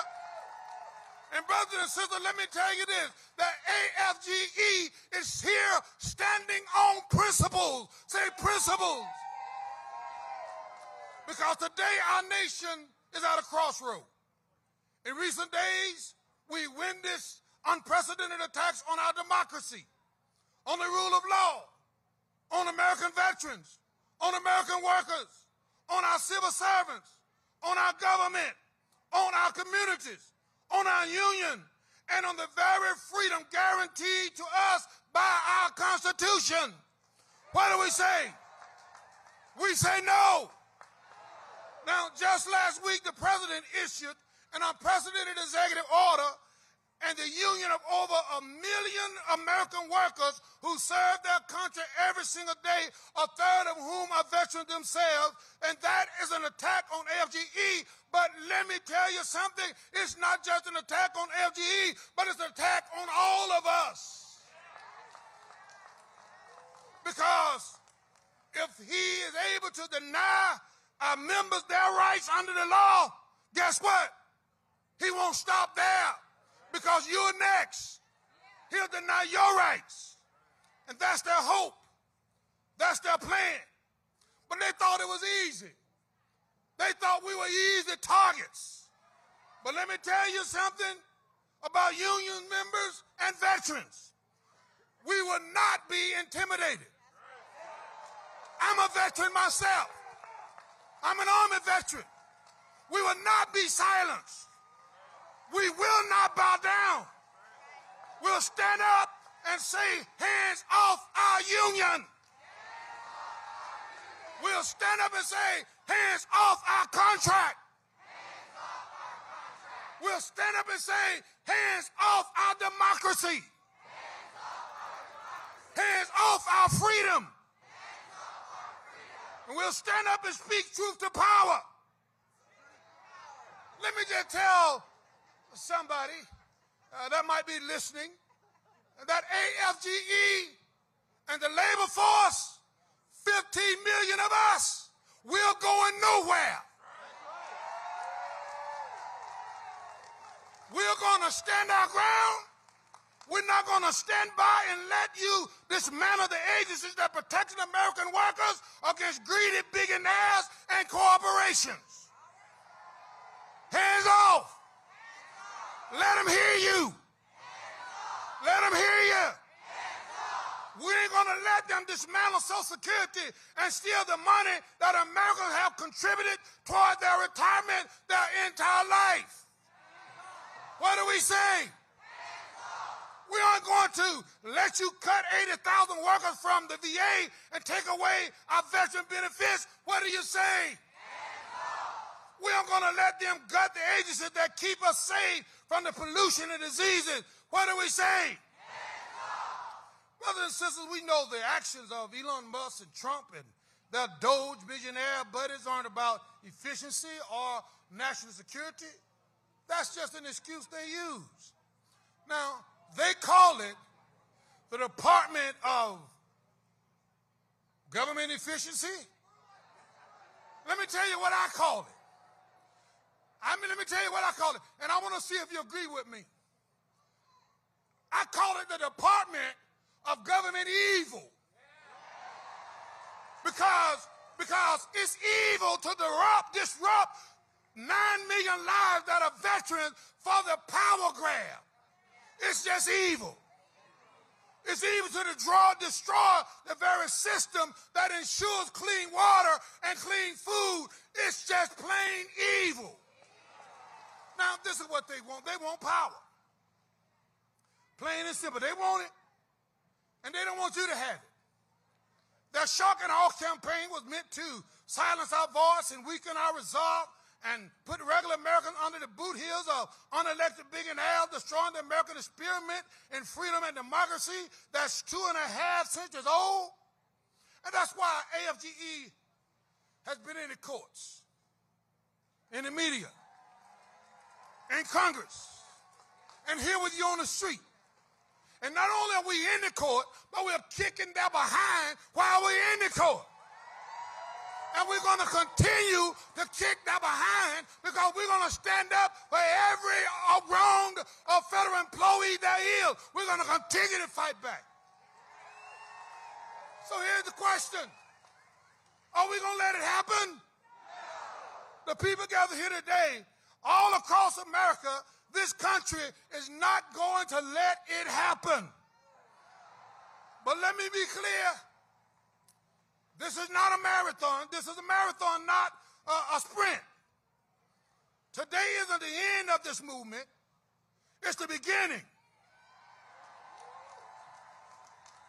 And we got to leave here these events all around the country and continue to organize.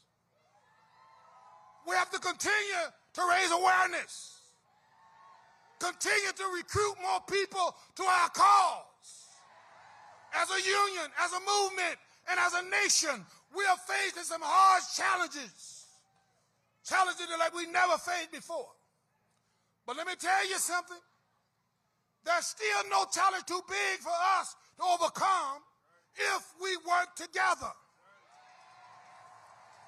To every federal employee watching today, know this. AFGE and all the folk out here across the country have your back. Let me hear you tell them. We have your back. And we will speak truth to power. We will not be intimidated. We will not be silenced. We're here to fight. We intend to win. Because we stand on principles. Together, we'll stand strong against all attacks. Let me hear you say together. And together we'll protect the rights and the freedom of every American because we got the power. You know, we have power. The power is in we. Say we. We will stand. We will fight. We'll fight for righteousness. We'll fight for justice. Say we got the power. We got the power. So brothers and sisters, stay strong. Keep the faith. Hold on just a little while longer. Don't ever give up. Do not despair. Fight on. March on. Pray on.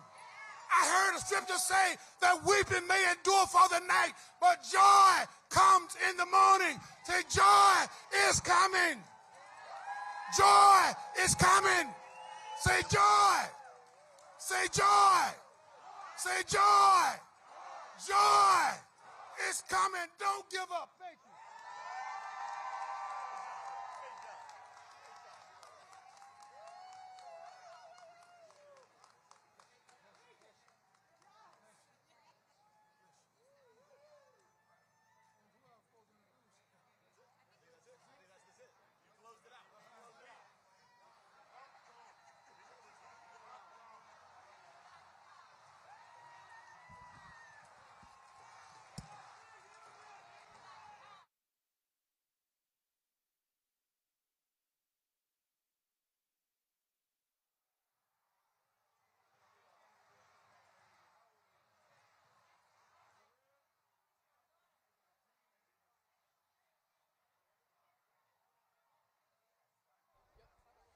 Please welcome Executive Director Rachel Carmona.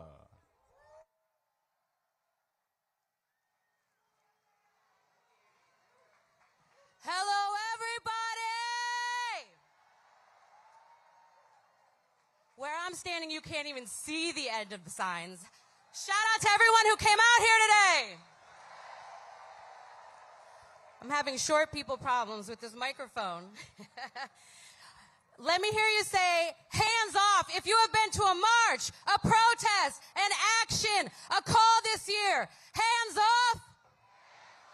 Hands off. Hands off. I want to say thank you to the Hands Off Coalition, 5051 movement, and all the other partners who have been here throwing down since January and every week. Give them a shout. If you got here on a bus, if you used a bathroom, if you're safe, that is because organizers made it that way. And guess what? We're all organizers now. Shout out.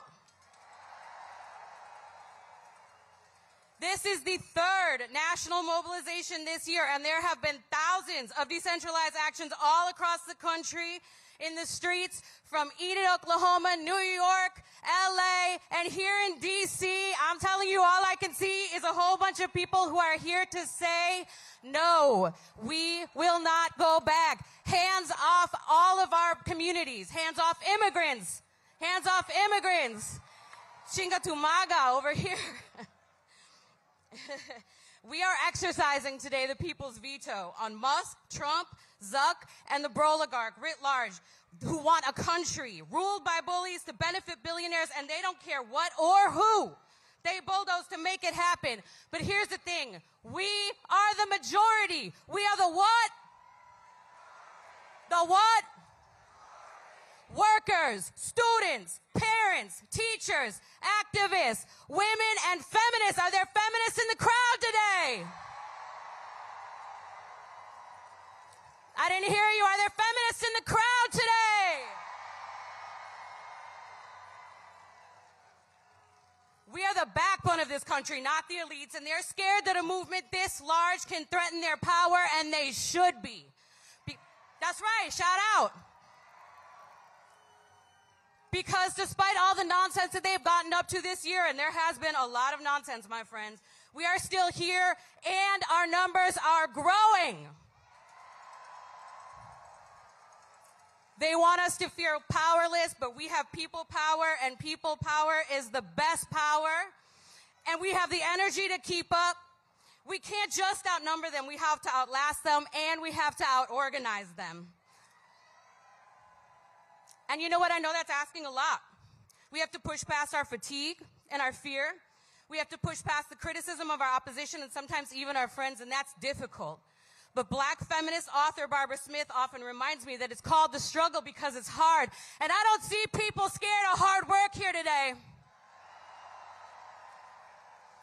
That's who we are. We're regular people who just stepped up when there's work to be done. There is no cavalry that is coming to save us. That's the bad part. The good part is we are here to save us, and we are enough. And I believe that we will win. I believe.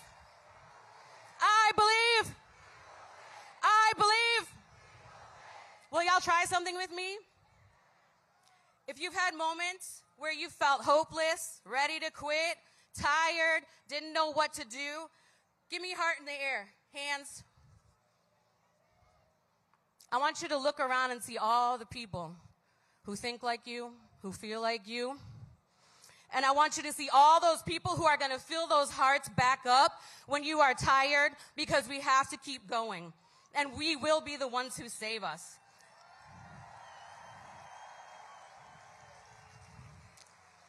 The truth is that the strength of our movement is not measured by easy wins, but by the hard days that we show up anyway.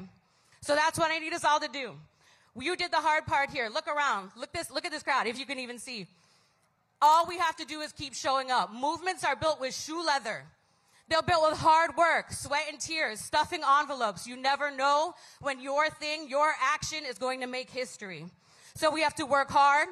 We have to work together. And that actually is what people power is, and that is how we win. Whose streets? Whose streets? Thank you so much from Women's March. We'll see you in the streets.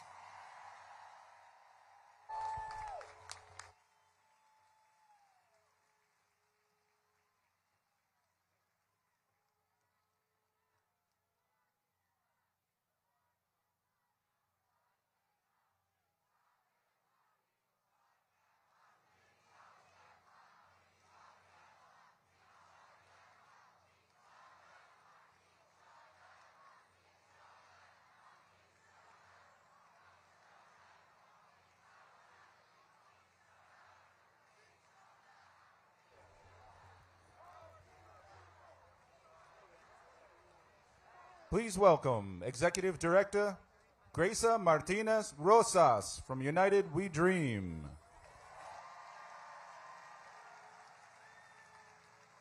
What up, my people? Buenas tardes a toda mi gente latina. ¿Dónde estamos? A toda mi gente de habla hispana. Trump ha dicho que no quiere que hablemos español. Y le decimos, no, gracias. My name is Gracia Martinez Rosas. I am an immigrant. I am undocumented, unafraid, queer, and unashamed.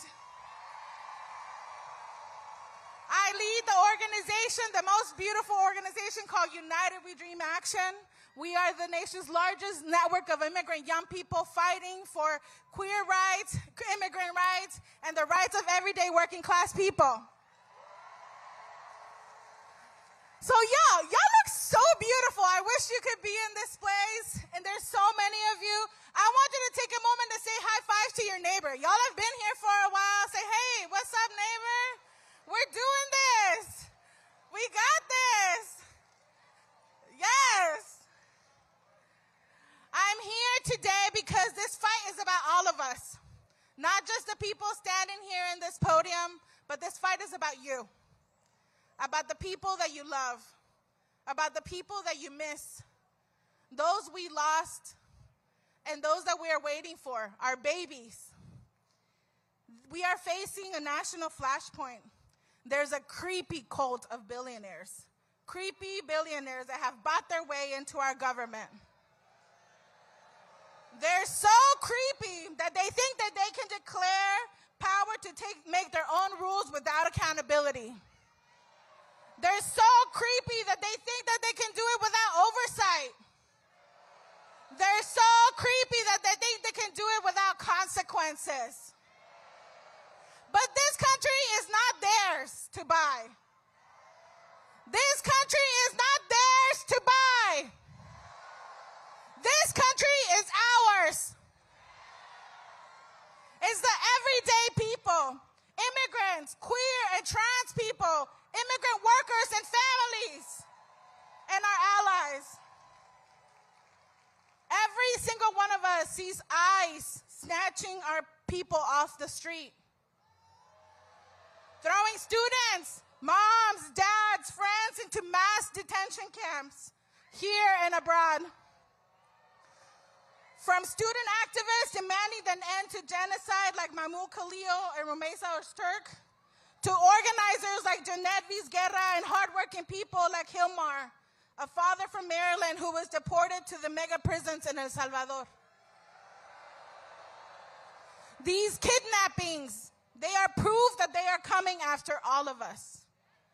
All of us, whether we have papers or not. And I'm here to deliver a message. I'm Gracia Martinez Rosas. I'm the daughter of Luis and Elia Martinez, immigrants that did the most bravest thing to decide to make this country our home. If they were to snatch me or disappear me at any time, I want you to know that I love this country. That within its borders or outside of it, I will fight to defend the vision of our people. That within its borders or outside of it, we will not stop speaking out against what's happening in our communities. I want you to know if I'm disappeared, that I know that you'll show up for me and the millions of undocumented people here in the U.S. Am I right? Am I right? I don't tell you this to be scared because I'm undocumented and unafraid. I'm telling you because this is the reality, and we have to be honest with one another. And I tell you this because all of us have to turn the rage that we are feeling into the power, to the transformations, and to the miracles that we deserve. So, do you want power? All right, repeat after me. Power. Transformation. Miracles. I want it. I need it. I got to have it. I don't know. We're here. I know you've been here for a while, but I need to feel the ground shaking around me. Are you ready? Power. Transformation. Miracles. I want it. I need it. I got to have it. I got to have it. So are we going to let ICE storm our cities? No. Are we going to let ICE storm our schools? Are we going to let ICE storm our hospitals? Together we say, hands off immigrants. Hands off DACA. Hands off students. Hands off queer people. Hands off our communities. This moment is not unique in our history. There have been many moments in our history where freedom fighters just like you marched these streets, this very ground that your feet are standing on. Where it was black leaders leading us into the civil rights era. Whether it was queer people demanding an end to AIDS and HIV crisis. We are standing on hollowed ground. And those ancestors have left us visions and stories and songs. And so I want to end with one of my favorite. It's by June Jordan. Are you ready to sing with me? And while you sing with me, as much as we're asking people to have hands off of the things that we love, we're putting our hands up because we're ready to fight. We're ready to put our hands to work. We're ready to put our hands to defend our democracy. Are you ready to put your hands in to defend our democracy? Sing after me. We have come too far. We won't turn around. We'll flood the streets with justice. We are freedom bound. And now we're going to sing it one more time. I want to put your hands in your heart and remember this moment when you feel scared, when you're doom scrolling, like sometimes I do, when you're afraid, when you think that you don't know how you're going to pay the bill the next month. This is a present for one another. Are you ready? We have come too far. We won't turn around. We'll flood the streets with justice. We are freedom bound.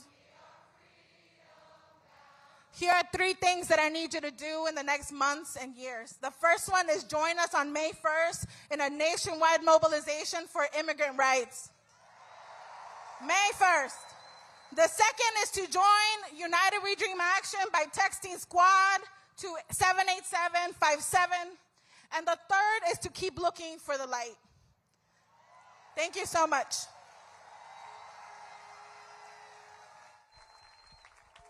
Please welcome back to the stage, Move On Executive Director, Rana Epting. Let's give it up for Grace. Isn't she powerful? All right, look, we're all coming together here because there's so many of us, so many people being harmed by the consequences of the callous, corrupt, and chaotic Trump administration. Boo! And as Trump is using every tool of the government to implement his far right-wing agenda at a speed which we have never seen before, we know he's doing it on purpose so that we can't keep up with the changes and that we eventually lose hope and can't fight back. And he's directly targeting and bullying. What do we say to bullies? Yeah. He's directly targeting and bullying the most vulnerable people in our country. He's trying to tell us that immigrants, our LGBTQ friends, and trans neighbors are making this, they're the reason this country is worse off. Fuck that! It could not be further from the truth. LGBTQ people make our country better, stronger, and more beautiful every single day. It is my honor and privilege to welcome the inspiring Stella Keating, the first transgender teenager to testify before the U.S. Senate, and Human Rights Campaign President and friend, Kelly Robinson.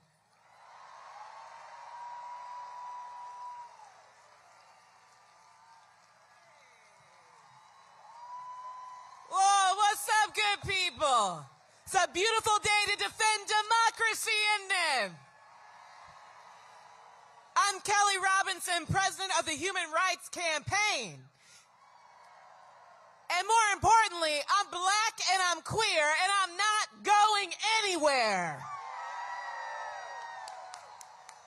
Lesbian, gay, bi, trans, and queer folks, we are not going anywhere. We are standing thousands strong, millions strong today to tell them hands off. Hands off! Hands off! Hands off! Hands off our bodies, our families, our books, our ballots, and hands off our trans kids, y'all.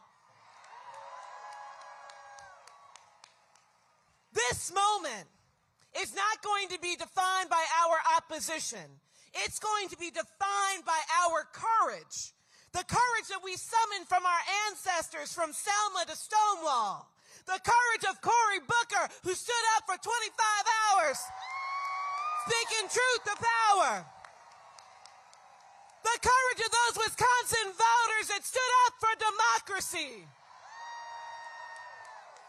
Y'all, these are serious times that require serious leadership. If it's not going to come from 1600 Pennsylvania Avenue, it's going to come from people like us out in the streets, ready to fight for freedom. Ready to fight for justice. Ready to fight for liberation. Let me hear you. And nobody knows courage better than our young people, y'all. And I want you to hear directly from one of them today. She's a fighter. She's a truth teller. When she speaks, the world leans in. Give it up for Stella Keating.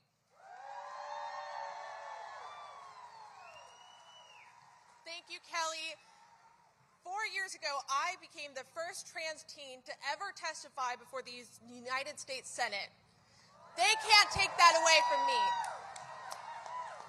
I was young, and I believed we were turning a corner. I believed that we would be protected, and I believed that we were seen. But today, the promise that I believed in feels like it's slipping just out of reach. Just yesterday, I had a TSA officer look at my ID, confused, and tell me, pretty sure that's you. That's what it means to be trans in America right now. And while the economy is crumbling and families are struggling, this administration wants you to think that I'm the threat. They want you to think that I'm the threat for visiting my doctor, for using a restroom, or playing tennis, or, God forbid, flying a plane. Donald Trump and Elon Musk will tell you that I don't exist. But I do. I exist. We all exist. Trans people are here, and we're not going anywhere. We are not the threat. We are the future. We deserve to live in a country that sees us, protects us, and lets us thrive.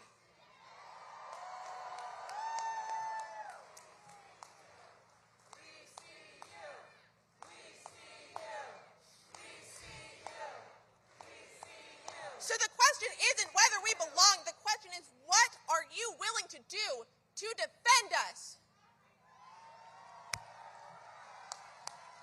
Yes, yes, we see you, Stella. Yes. Yes. This moment that we're in, y'all, it demands more than outrage. It demands action. Because the attacks that we're seeing, they're not just political, they are personal, y'all. They're trying to ban our books. They're slashing HIV prevention funding. They're criminalizing our doctors, our teachers, our families, and our lives. This is Donald Trump's America, and I don't want it, y'all. We don't want this America, y'all. We want the America we deserve, where dignity, safety, and freedom belong not to some of us, but to all of us, y'all. You know, the words of Ella Baker have been on my heart. She said, "We who believe in freedom cannot rest. We who believe in freedom cannot rest." I'm not going to rest. I'm going to organize. Are you? I'm not going to rest. I'm going to vote. Are you? I'm not going to rest. I'm going to show up and be loud and proud and powerful. Are you ready to do that, y'all? So let them know. Hands off. Hands off. Hands off. Hands off.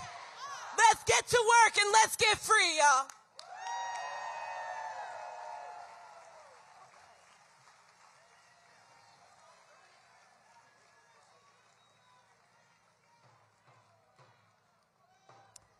Please welcome President Pete Maysmith, League of Conservation Voters. Good afternoon, D.C. My name is Pete Maysmith, and I'm the incoming president of the League of Conservation Voters. And I'm here today because, like you, I'm pissed off, and we're saying enough is enough. That's right. People are hurting because of Donald Trump. He's making life more expensive for all of us. He's gutting basic clean water and clean air protections for every single one of us. He's stopping us from tackling climate change while our communities are experiencing extreme weather, fires, tornadoes, floods that hurt all of us and our neighbors. He's selling off our public lands that belong to us. Oh, and then he's trying to ban clean energy and make electric vehicles more expensive, except for Teslas. He kind of likes those now. He likes those. The simple fact is, Donald Trump made a bunch of promises. He's breaking them all, and he's hurting us. He promised us lower cost, but instead he's trying to ban cheaper, clean energy, and he's jacking up our utility bills. He promised us the cleanest air and the cleanest water. Under Donald Trump, pollution is making a comeback. Donald Trump and Elon Musk are setting us back decades. They are hurting us, our families, and our communities, and their rich buddies are doing just fine. Well, we're saying enough is enough. Now, Trump is telling us that we have to accept this uncertainty and this pain that he has created. He has the audacity to say to us, tough luck. I made your life harder. Just deal with it. We will not bow down to that cynicism. I'm here to say it doesn't have to be like this. Now, what if instead of banning clean energy, we tackle the climate crisis head on, creating jobs and lowering your energy bills? What if instead of selling off our public lands, we protected them for generations to come and boosted local economies? What if instead of telling polluters you can do whatever you want to do, we made them pay to clean up the messes they make? What if instead of destroying our democracy, we make sure every eligible vote is counted and communities have a voice in decisions that impact them? Now today, hundreds of thousands of us are gathering all around the country, and it is the beginning. We're going to take this energy and build on it, but we need to do it together. All of us have to do it because our earth is worth fighting for. Because our democracy is worth fighting for. Because our families are worth fighting for.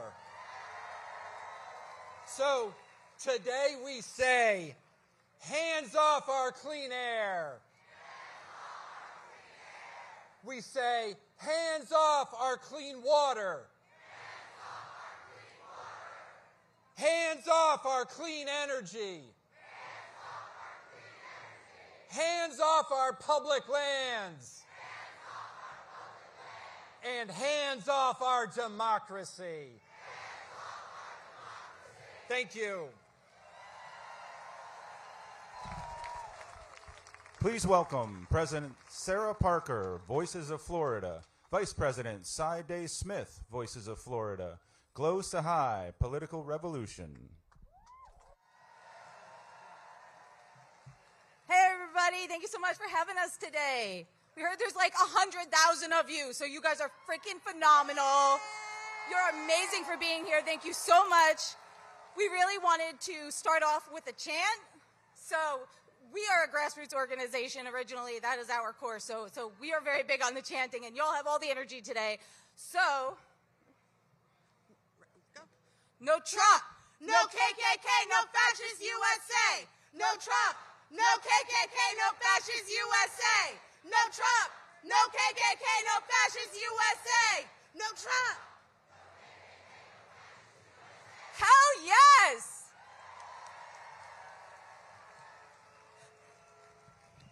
I'm a little tall. I first want to introduce Glow, who is the founder of Political Revolution, also a dear friend, and a national coordinator with 5051. Make some noise. Thank you, Sarah. I've been organizing with 5051 for 3 months since Trump became president, but it feels like 3 years. I first started organizing with Bernie Sanders' presidential campaign 8 years ago.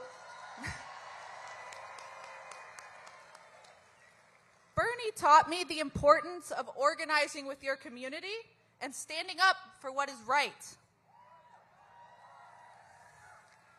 He made me realize how wrong things are in this country.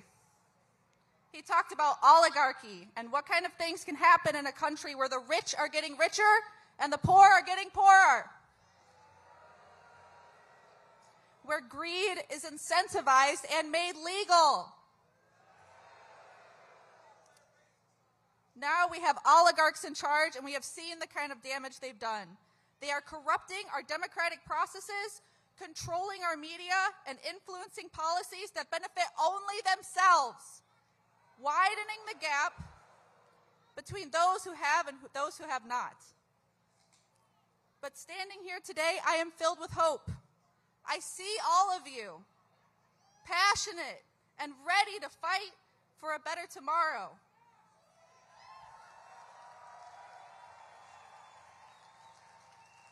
Together, we have the power to enact change, to fight this growing inequality and reclaim our democracy. So what do we do now?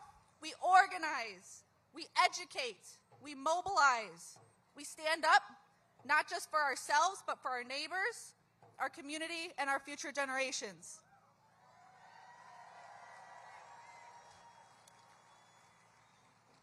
It won't be easy. The road ahead is long and fraught with challenges. But if there's one thing I've learned, it's that people, united in a common cause with determination and compassion, can overcome the greatest of odds.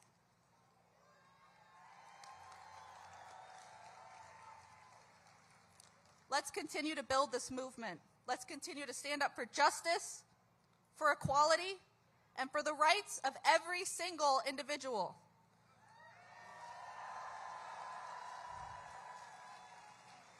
We must demand change, and we must refuse to be silent until we achieve it.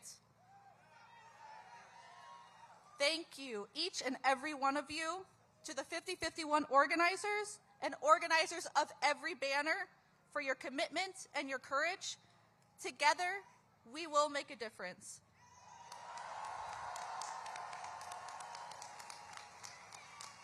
This movement is bigger than any one person. Together, we can change this country.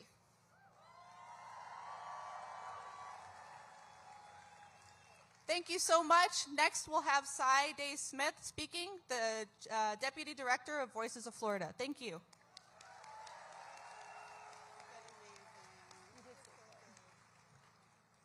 Oh my God, there's so many of you.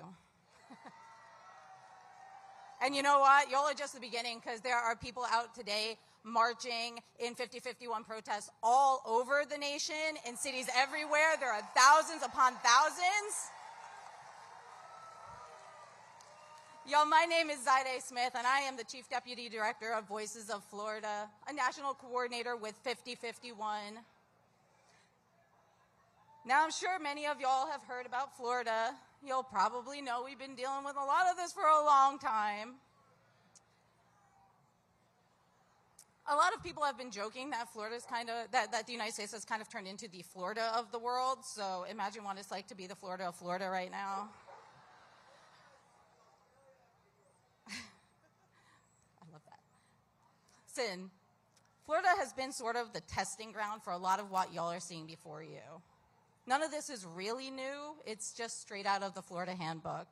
Voices of Florida has been battling in our state for reproductive justice, equitable education, healthcare access, and LGBTQIA+ rights for ages now. A lot of folks wrote Florida off in this nation, just like a lot of people in the world are starting to write off America. But our problems are everybody's problems, and that's how we wound up here today. So we are so grateful to be sitting at the table with 5051 to combat these issues on a national level with new activists like yourselves to give y'all access to the resources that we didn't have when we first started.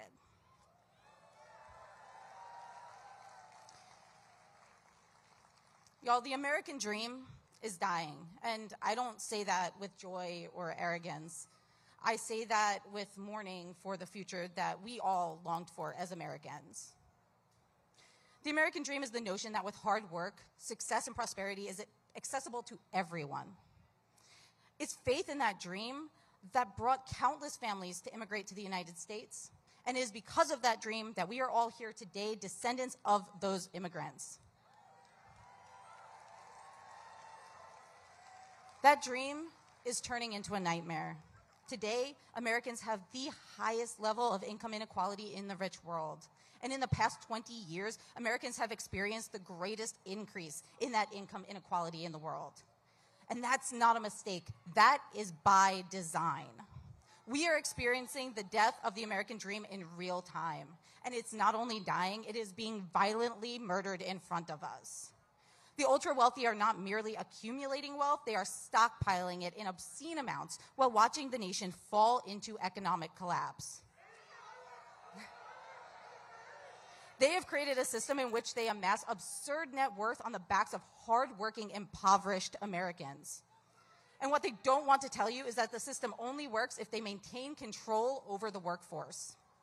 We are being systemically isolated from the rest of the world. Our media is being censored. Our borders are being closed. Access to help and resources are being withdrawn. Air travel has been made unsafe. And make no mistake, the president knew that tariffs would cripple the economy. That is exactly why he passed them. By spiraling our nation into severe economic collapse, Trump is ensuring that low and medium income Americans will never be out from under the boot of the wealthy elite in this country. We are in a crisis in which economic instability, climate change, and authoritarian overreach are feeding into each other to create a system in which the average American cannot possibly thrive. If billionaires, not to name names, raking in millions per day wanted to actually solve these issues, they would. But they choose to instead hinder progress to ensure that they continue to stay at the top.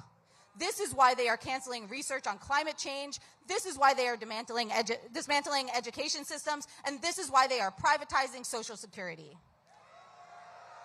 What's worse is they don't want to be held accountable. And that's why they are placing blame on our most vulnerable Americans, immigrants and trans folks. The average American will never be affected by the existence of a trans athlete. Yet that is what they want our attention to be on. You know what we are affected by? Hunger. Rates of death by starvation in the United States has more than doubled since 2018. It is time to wake up, America. It is time to remind the grotesquely wealthy that we are more than just cheap labor. We are human beings. We are the backbone of this country. We, the people, are the future of the American dream, and we, the people, are taking it back. Again, I'm Zaide Smith, Deputy Director of Voices of Florida. Thank you so much for being here today. And I am very, very excited to introduce my Executive Director and friend, Sarah Parker. I want you guys to do a little chant. There are organizers that have never organized in their life right now in the streets. When I say 50-50, I want you to say one. 50-50. 50-50. 50-50. My name is Sarah Parker. I am the Executive Director of Voices of Florida and a 5051 national organizer. But most importantly, I'm a mother. Let me be clear. 5051 is not just a movement. It is a declaration of independence. We have no leaders, and we are beholden only to our values and to the people across this land who dare to dream, hope, and to believe in a better tomorrow, a better world, and a better America. 50 states, 50 capitals have now turned into one movement. The 5051 movement is the American people. It's you, the person standing next to you, your friend, your loved one, and the people you are fighting for. We will most importantly continue to fight for our Constitution, fight to end executive overreach, and we the people will veto Project 2025.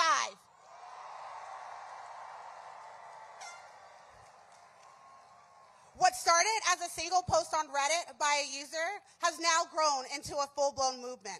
From the smallest whispers of dissent to the loudest roars of defiance, 5051 is powered by the hope, the work, and the dedication of every state, every city, and every voice. We are a movement and a force, fueled by the unshakable belief that we deserve more. And as we stand here today in the belly of the beast, I want to remind you, this administration isn't just attacking our rights. It's unraveling the very foundation of our freedom.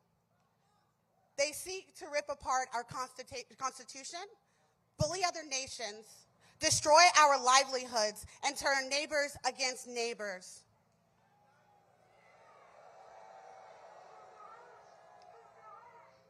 But most of all, they seek to unravel you.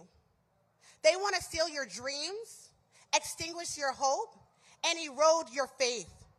Their goal was never simply to capture the White House or subvert our Constitution.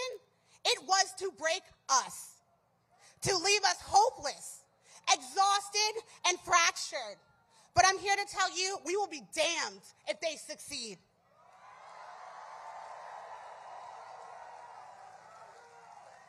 Because we will not be broken. They will not destroy our faith because it was never theirs to destroy.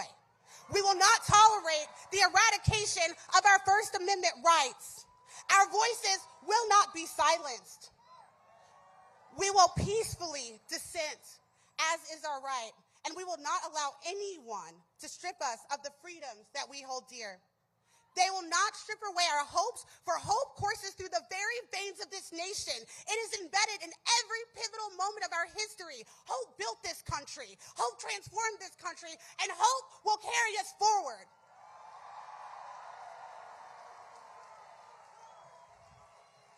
They will not destroy our dreams because my ancestors lived and died for the dream of freedom in this nation.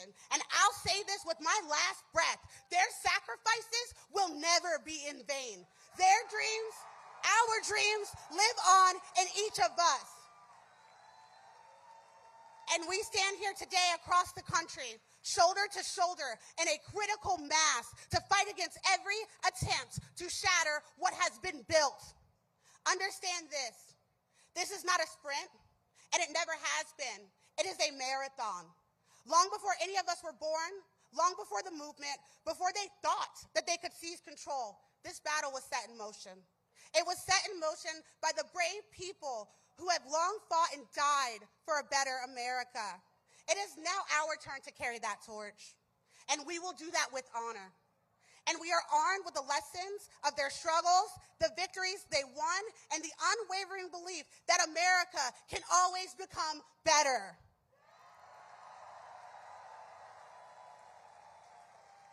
The fight for freedom, equality, and justice has never been easy, but it has always been worth it. And in that spirit, we rise together with all of these amazing organizations as not just a movement, but a coalition under one simple truth. This is our civil rights moment. This is our call to action.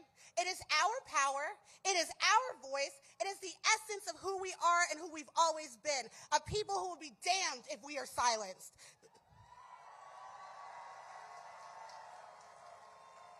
They will never break us. They will never steal our future. We are the movement, and with hope and faith, we are unstoppable. We must and we will save ourselves. Because reality check, no one is coming to save us. We, the people, will never stop fighting for the country we deserve. You are, I am, we are all 50-51. Before I go, I do this at a lot of different protests, and I did this when we lost Amendment 4 in Florida, which was the abortion rights ballot initiative. I want you to turn to the person next to you And I want you to say, you are loved. You are resilient. And you are important. We have a long road ahead of us. So remember, joy is resistance. Hope is resistance. Self-care is resistance. We are the resistance. And I have one message to the administration. They say America first. I say balls in your court, because America is right here and we're knocking at your door. Thank you. Please welcome Executive Director Sarah Hagdusty, Win Without War.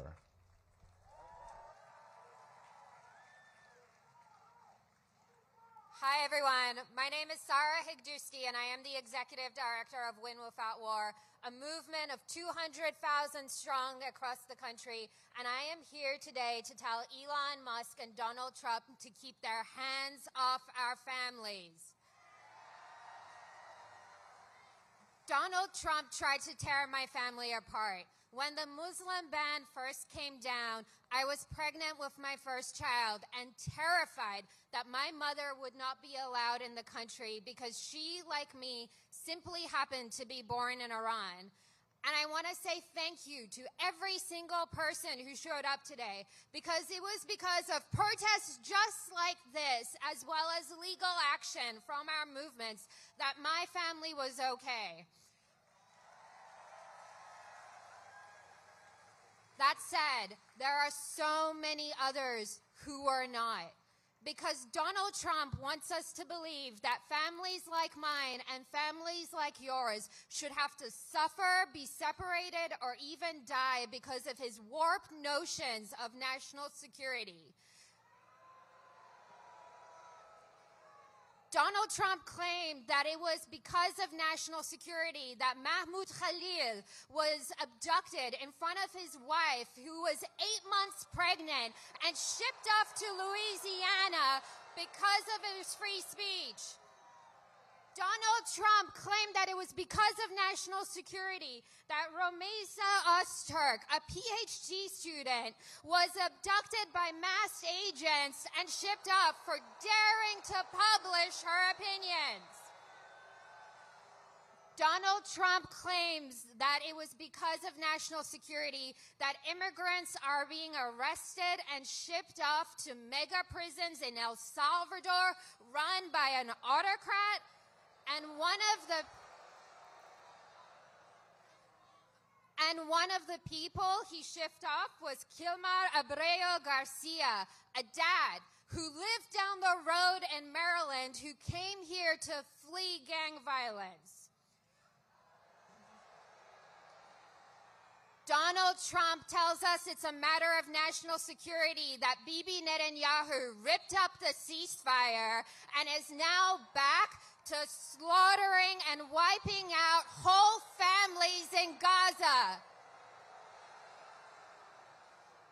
Now let me be very clear. Not a single person here is more safe when parents in Gaza have to dig with their bare hands through rubble, hoping that their kids are alive. Not a single person here is more safe because the families who lost loved ones and had loved ones taken hostage by Hamas during the horrific October 7th attacks are still waiting to have their loved ones come home. When Donald Trump cozies up to dictators like Putin, when he takes away critical HIV treatment from so many in need, when he lets food rot in warehouses instead of giving them to people, he makes every single one of us less safe. That's why I'm here today to say, hands off our families. Hands off our students. Hands off our neighbors. Hands off aid. And hands off Gaza. want you all to remember that from South Korea to Brazil, we have seen time and time again the power of movements just like this one and their success in pushing back against right-wing coups and authoritarianism. And that is what we are here doing today, and that is what we will keep doing until we win. And I am so grateful to be here with you as we get it done. Thank you. Please welcome Kyle Lewis, Vote Vets.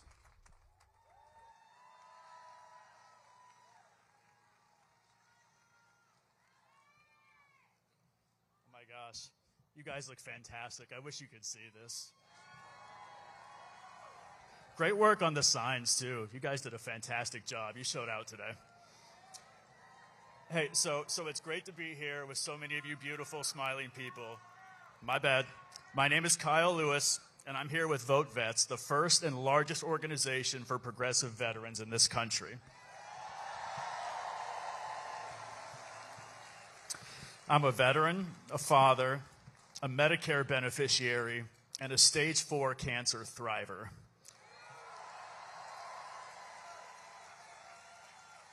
So 5 years ago, I was diagnosed with an aggressive stage 4 cancer, and I was told I just had weeks to live. My doctors recommended I begin an innovative immunotherapy treatment. This treatment involved experimental drugs, which were part of a clinical trial funded by NIH through Johns Hopkins Hospital. Absolutely. Shout out NIH. You did hear me say were there. I use the past tense because that's no longer the case. The counterfeit king and his jackass jester have taken their chainsaw to NIH funding and jobs.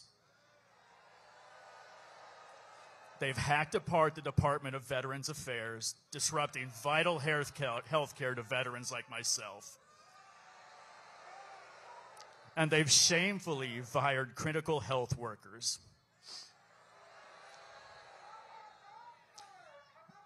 They've wantonly slashed money for clinical trials and other crucial medical and scientific work which leads to breakthroughs like the drugs that saved my life, drugs that in many cases are no longer available. My life and the lives of millions of Americans with cancer and other life-threatening diseases are now at even greater risk. The lives and well-being of veterans are at risk. All of this because the greed and inhumanity of a tiny number of obscenely rich billionaires. Absolutely. They want to fleece the people's government, our government, and seize more money for themselves. And make no mistake, these are our tax dollars. This is our money. These are our services. I was and remain extremely lucky to be here. That clinical trial and those drugs saved my life, and they're the only reason I'm standing up here speaking to you today. They're the only reason my young children got more time with their dad. If I received my original diagnosis today, I wouldn't be so lucky. If my cancer comes roaring back, and the available data suggests that it will, I won't be so lucky. All across our United States, we have family, friends, neighbors, and coworkers who have suffered through cancer and other deadly diseases. We know veterans who depend on VA health care. Our lives are now at greater risk because my life-saving treatment and others just like it have been destroyed by this administration. Funding for medical and scientific research is a core government function. It will not and cannot be replaced by private companies. We've seen what happens when we do that. We get the Sacklers and the opioid crisis. We get skyrocketing insulin prices. We get Martin Shkreli and unobtainable HIV treatment costs. I did not vote for the felonious Pharaoh, and no one voted for his wannabe Willy Wonka, both of whom are destroying our livelihood. To them we say, hands off medical research. Hands off science. Hands off Veterans Affairs. Hands off Medicare and Medicaid.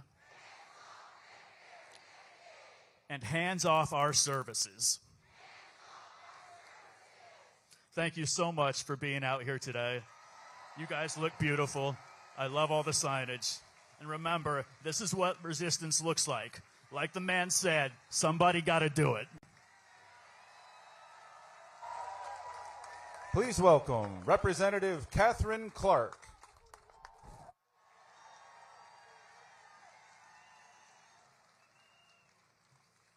Oh, it is such a beautiful sight to see over 100,000 patriots.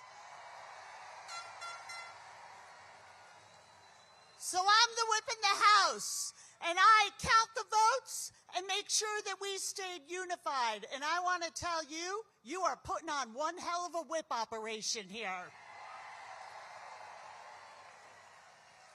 You are not just saying hands off. You're not just standing up for your family and your community. You are the patriots standing up for our country.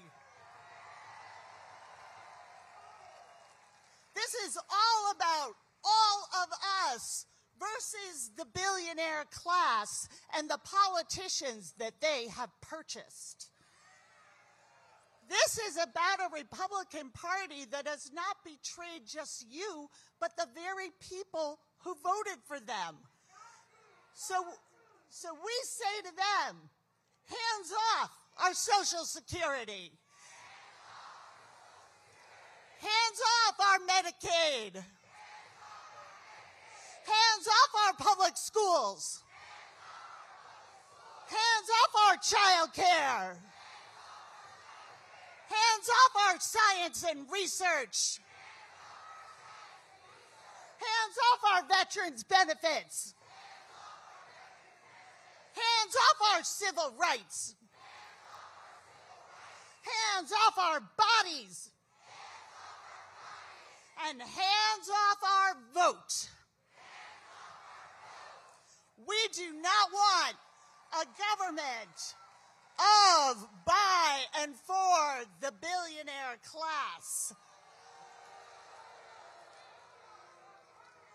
And we want to make sure that you are heard on the other end of this mall at the Capitol. And right over there at the White House. And we're going to tell them, we see your cowardice. We see that you have chosen power over our country, over democracy. And we're here to tell you, we're not going to stand for it.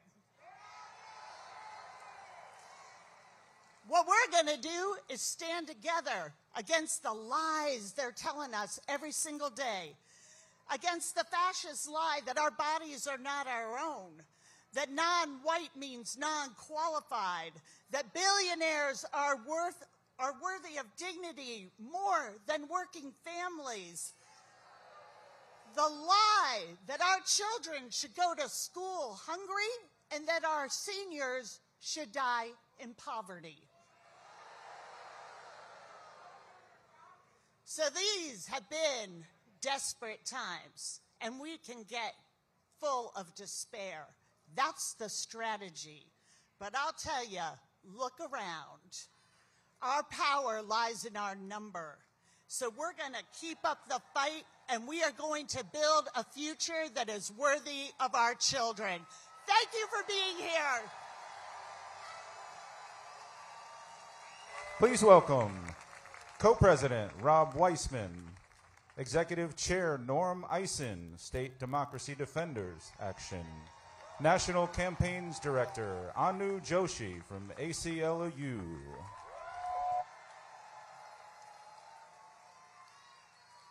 Hey, y'all.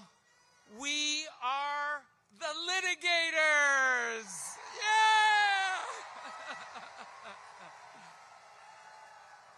With our big coalition of hundreds of democracy and civil society groups, labor and federal employees, and ordinary folks like the over 100,000 of you.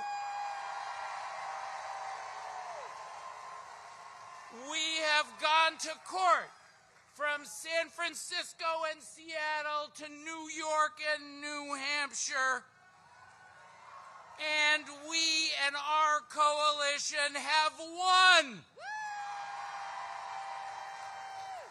More than 50 court orders stopping Trump and Musk and their cronies. The judges have been Democratic appointees and Republican appointees and independents. And do you know what they have said? Hands off my Constitution. Let's join them, and let's say it loud so they can hear us over in the White House. Are you ready? Hands off my Constitution. That was pretty good. I was going to ask you all to do it a second time, but I think they heard you. We have won those cases by working together as a coalition, all the thousands of us. I love you too.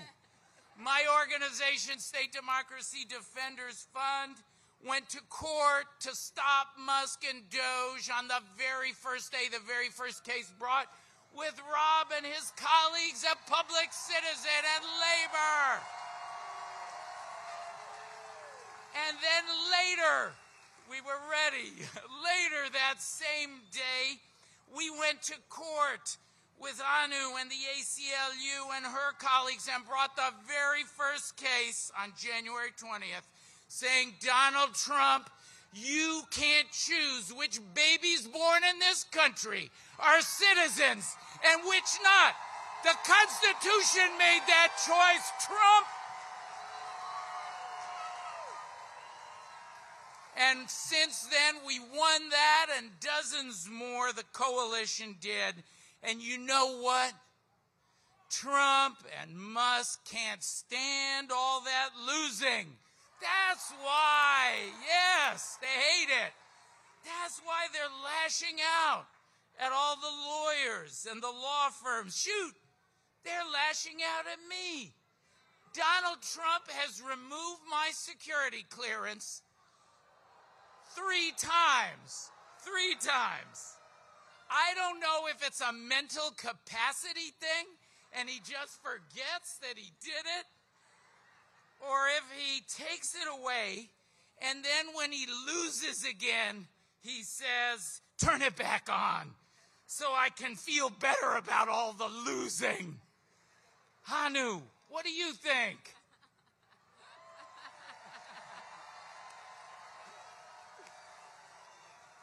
How are we feeling? My name is Anu Joshi, and I am with the American Civil Liberties Union.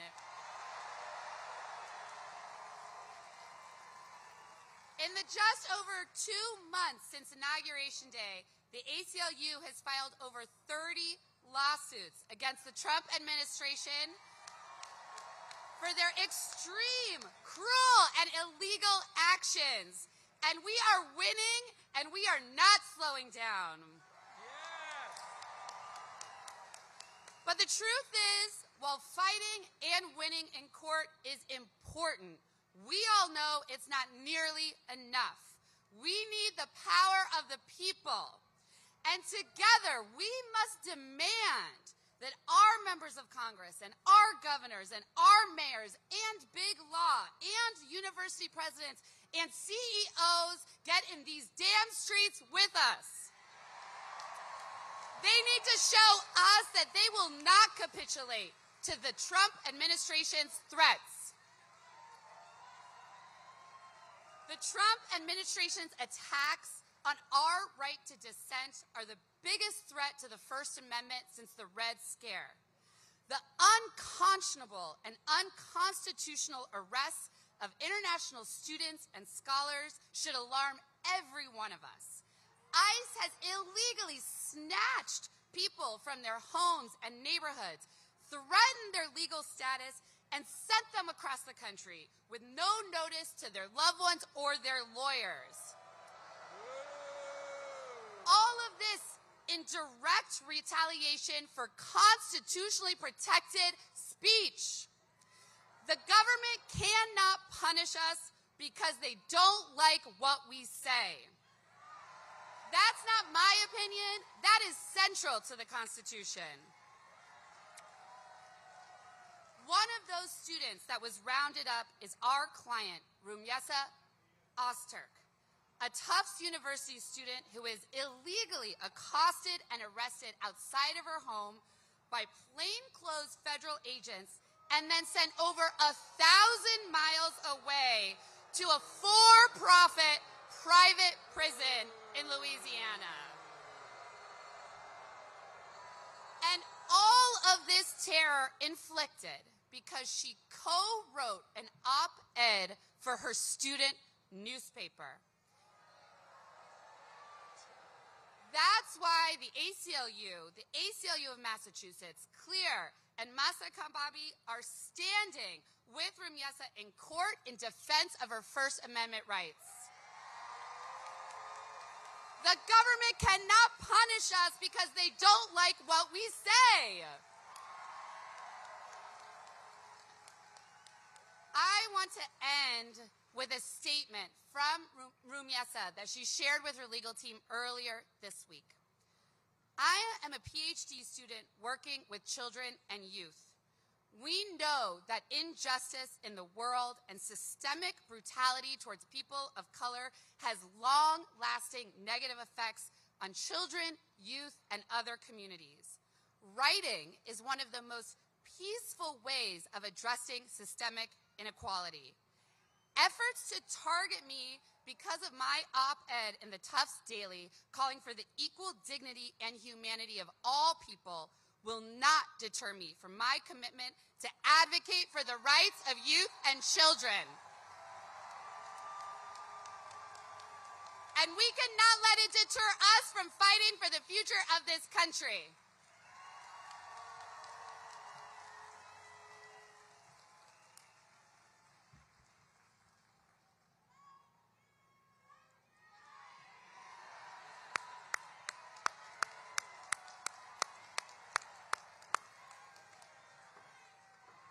Hello, my friends. I'm Rob Weissman with Public Citizen. As you have heard today, and as you know, we are living under the most lawless, Constitution-trampling administration in American history.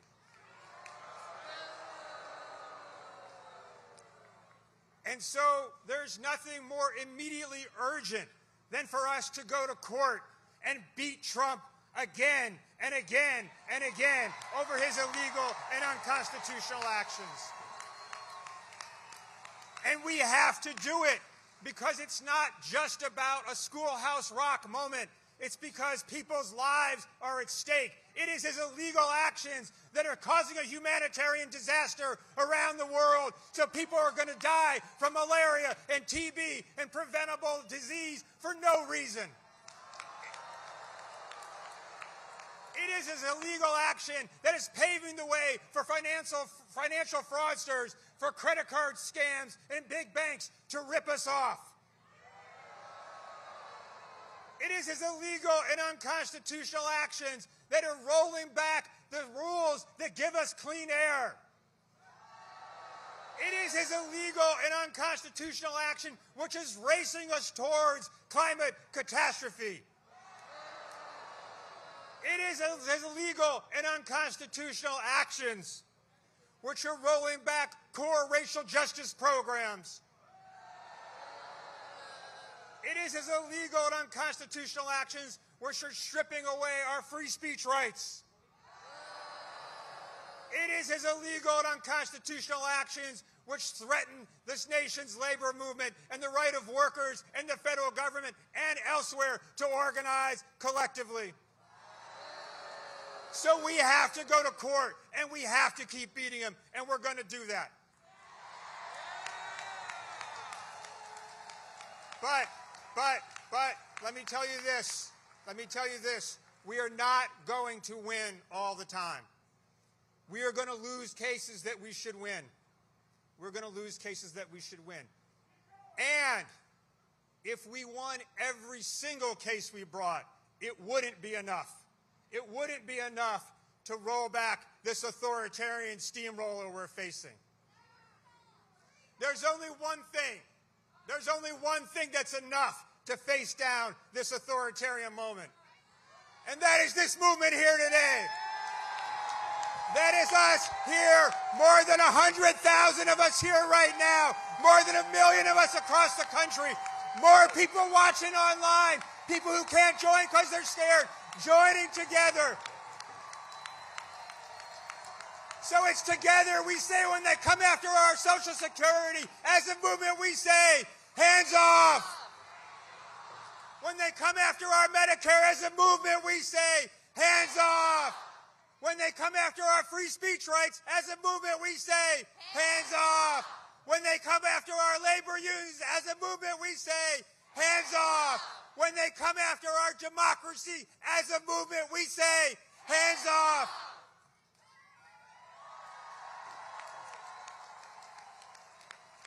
That's how we're going to win. Hands off. Hands off to Musk. Hands off to Trump. Hands off to authoritarianism. But hands open to each other, my friends. Hands open in embrace of each other. And hands together in solidarity. Hands together in love. Hands together in community. Hands together in empathy. That's how we beat autocracy. That's how we beat oligarchy. That's how we beat Trump. That's how we send Musk back where he belongs. That's how we rescue our democracy. Together, hands together, hands together, hands together, hands together, hands together.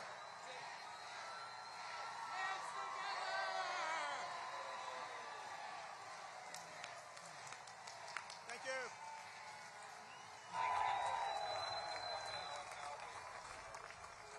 Please welcome Interim Executive Director Portia Allen Kyle, Color of Change.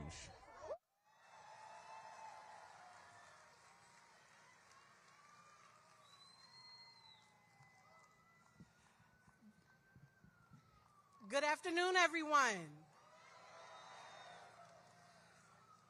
My name is Portia Allen Kyle, and I have the honor of leading Color of Change. We're a civil rights and racial justice organization fueled by millions of members across the country, just like y'all, who have showed out today to hold corporations, to hold our government accountable to take action on solutions for us.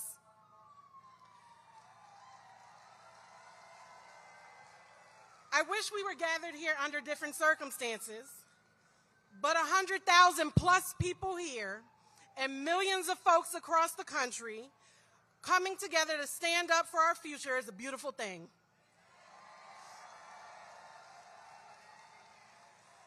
Because there is a lot to celebrate about a future that we are fighting for. We're here to tell those in power to take their hands off our futures, their hands off our economic vitality, to take their hands off our democracy. And we've seen what they're willing to do in this fight.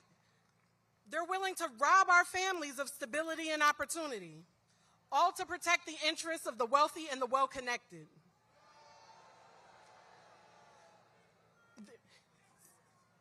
They're willing to steal the dignity of our elders by plundering Social Security, treating a lifetime of hard work as expendable and disposable. They're willing to gut the jobs of government workers who keep our communities running and keep our communities safe, just to consolidate power and profit. And this is just the latest chapter in a story and a long history designed to strip Black communities, Indigenous communities, Latino communities, queer communities, and our disabled brothers and sisters from our power, our purpose, and our possibility. But they can't. And we won't let them. The goal of this administration's agenda is predicated on anti-blackness and a neo-segregationist agenda and approach that is seeking to erase us and erase our history. And while they seek to break us to embolden themselves, I'm reminded of the words of Alice Walker, prolific writer, black womanist thought leader, who said there are those who believe that black people possess the secret of joy, and that it is this that will sustain them through any spiritual or moral or physical devastation. And as a black woman who has experienced the cruelties and injustices of this world, but who will not let it break me, I know her words are correct. She says resistance is the secret of joy. And that's something I want everyone here to remember today, because there's something that is viscerally satisfying when we say absolutely the fuck not. We must remember to find joy even in the darkest of times, because our joy is resilience. Our joy is defiance. Our joy is the sustenance that keeps us fighting for freedom and justice. And that joy and that motivation will take us a lot further than the hate that fuels them. Because this isn't the first time that segregationists, bigots, and the privileged wealthy elite have tried to steal our joy. And so shout out to all of us that work for a living. Shout out to all of us that know adversity, that have experienced it throughout history, and yet have found joy in community, found joy in togetherness, found joy in the collective imagination and fighting for a just and equitable world that we just haven't experienced yet. And as always, it will be black communities, communities of color, queer people, disabled folk, and our allies who are on the front lines fighting for our freedoms. And so we tell people in power, hands off. Let the words, let the community, let the joy to be found today sustain you, nourish you in the coming days, months, and years fighting this terror. But it can't storm forever. Remember that joy is the lifeblood of resistance and defiance in the face of evil. That dancing, creating, and I see the signs, I know y'all are creative. That marching, that protesting, that standing up against this neo-segregationist tyranny and authoritarianism, that we will continue to say hands off, that we will continue to find joy in the resistance, and we will resist with joy. Thank you. Please welcome Gabriel Eaton, Planned Parenthood.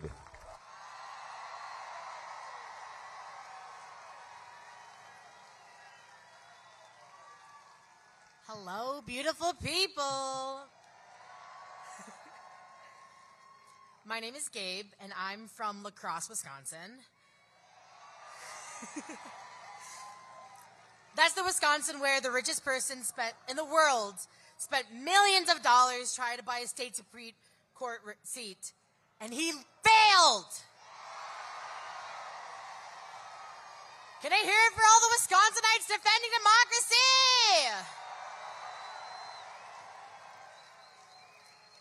Let me tell you a little bit about myself. I am black. I am Filipino-Japanese, second generation. I'm a disabled trans man. But I'm also a Medicaid patient. I'm also a person who uses food stamps. I'm also a person who has been through houselessness in this country. I am also a person who has gone through substance use and addiction. And most of all, I am a patient of Planned Parenthood.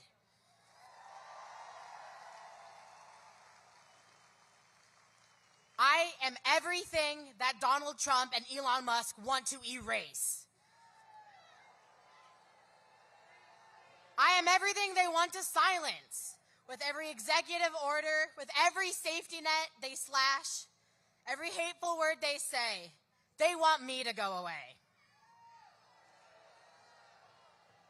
So in case they're listening down the street, which I doubt they are, hello, I am here. I exist.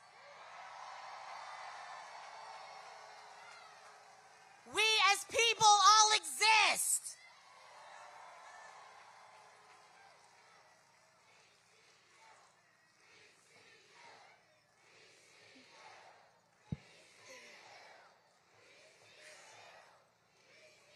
Thank you, loves. But they do keep trying. Every day there's something new to be pissed / terrified / heartbroken about. Last week, Donald Trump and Elon Musk came after an organization near and dear to my heart, Planned Parenthood. Show of hands, how many of you have been to a Planned Parenthood for care? Or has had a neighbor or a loved one go? I love you all. Thank you. I'm not at all surprised nor shocked because 1 in 4 people have been to Planned Parenthood. It's for our communities and for our neighbors. I've been a Planned Parenthood patient many times over for an IUD and birth control, for life-saving HIV protection through PrEP, for testosterone, for an overabundance of condoms and safer sex materials, for letters of support for my top surgery. Planned Parenthood has our backs. And I've always had Planned Parenthood's back, but I'm now here to support and show my love for this organization. And I'm also here to tell you what you need to do. You need to call your members of Congress. You need to call your local politicians. Tell them to protect Planned Parenthood patients by any means necessary. This isn't an ask, this is a tell. Tell your friends, tell your neighbors, tell anybody who will listen to you. Tell them to keep their hands off of our health care. Hands off our health care. Hands off our health care. Hands off our bodies. Hands off our bodies. Hands off our bodies. Tell the billionaires down the streets that want to tell us what we can do with our bodies and our lives. Tell them to fuck off. Tell them we deserve better. And that's why I'm here today, to remind them that they cannot take away our rights. They cannot take away who I am, because I won't let them. We won't let them. We won't let them. Because one more thing about me is I've been coming out to protests and demonstrations from when I was 8, little kid for Prop 8 in California, when my rights were forged. I've used my voice to fight for my neighbors in my community. This is who I am. This is who we are.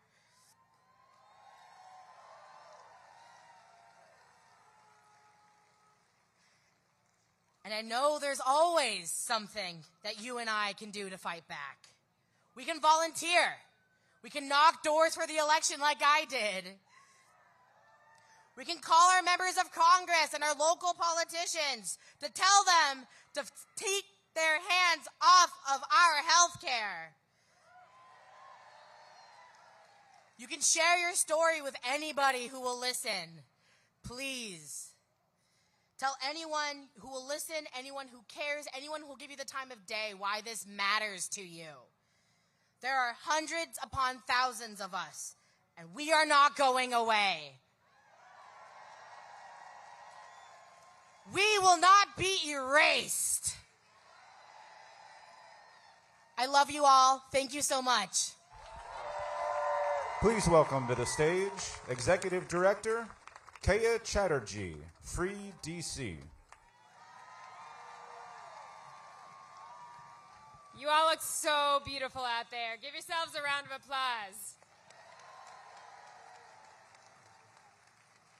My name is Kaya Chatterjee. I'm the Executive Director of Free DC, and I'm here because I know that everyone here agrees that DC deserves better than what we're getting right now.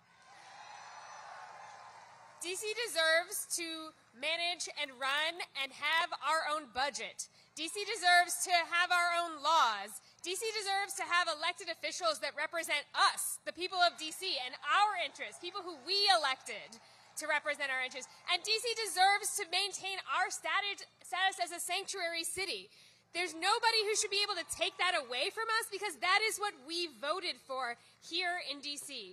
Now, this administration is attempting a power grab in so many ways, but is also attempting a power grab over the people of DC and DC communities. And it is up to us, it is up to all of us to stop them. Whether or not you live in DC, it is up to us. We have to stop them because when we talk about DC, we are talking about more than just any old city. We are talking about the capital city of this country.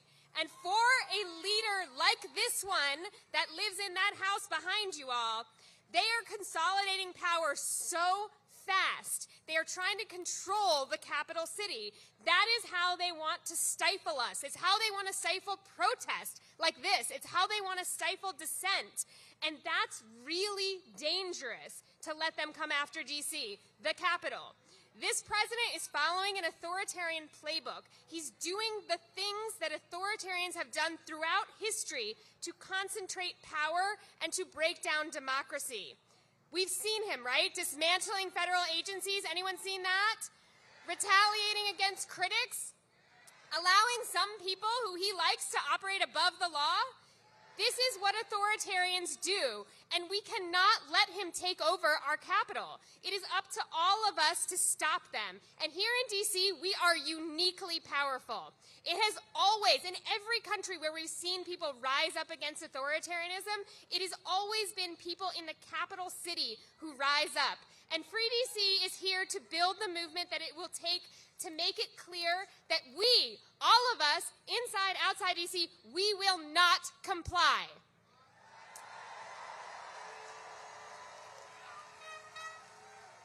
I know that we can do this because, unlike the president, I know the people of DC.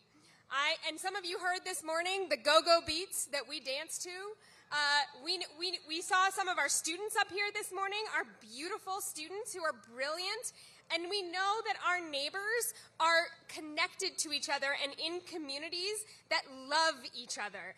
Those are the things that make it impossible for a leader to oppress people. Those communities, those relationships, that beauty, that creativity. So we heard just a few minutes ago a lot about the importance of joy. I want to ask you all to say it with me, to be a part of this movement for joy, because we are going to need to push back. Here in DC, about 3 weeks ago, we did something pretty unprecedented. We flooded 100 Senate offices at once, and we didn't get them to save democracy because they didn't have the spine for that, but we did get them to actually pass a standalone bill that let us use our own local dollars in DC. They tried to take that away from us.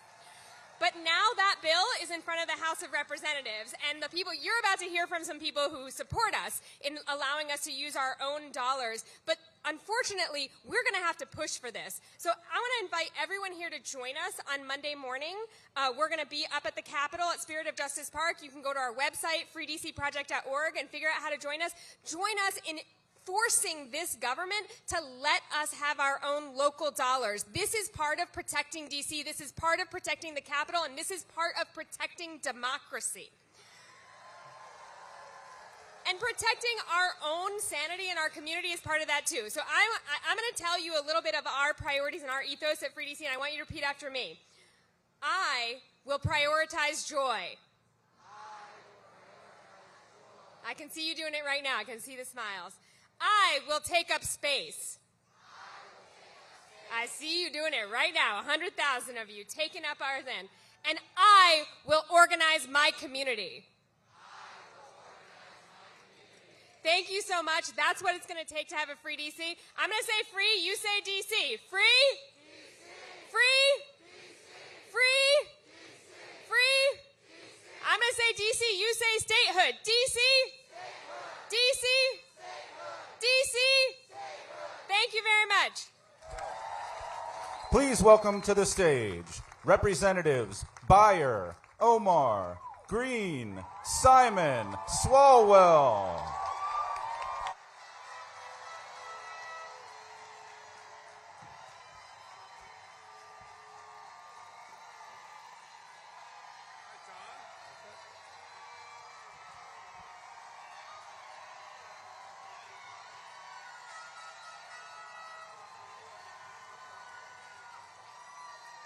My name is Don Beyer, and I am ashamed of what Donald Trump is doing to our country.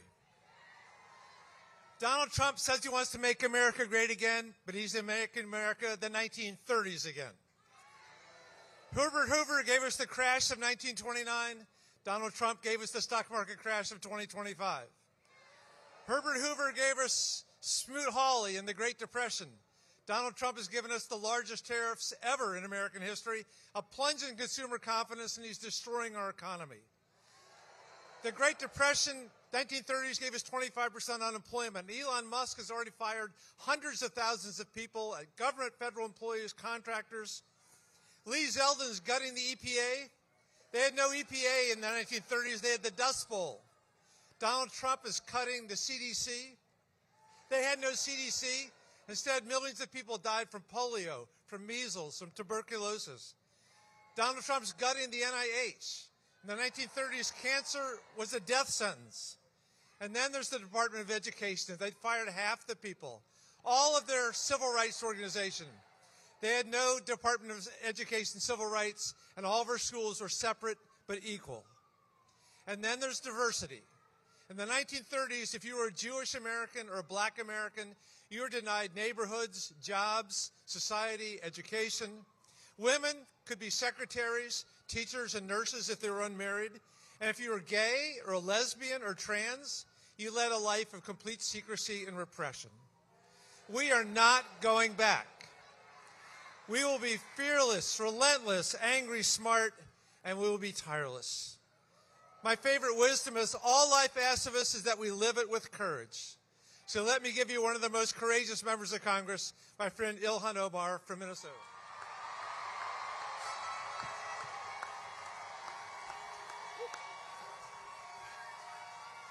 Thank you so much, Representative Beyer, for that introduction. Hello, everyone. It is so good to be here with over 100,000 American patriots.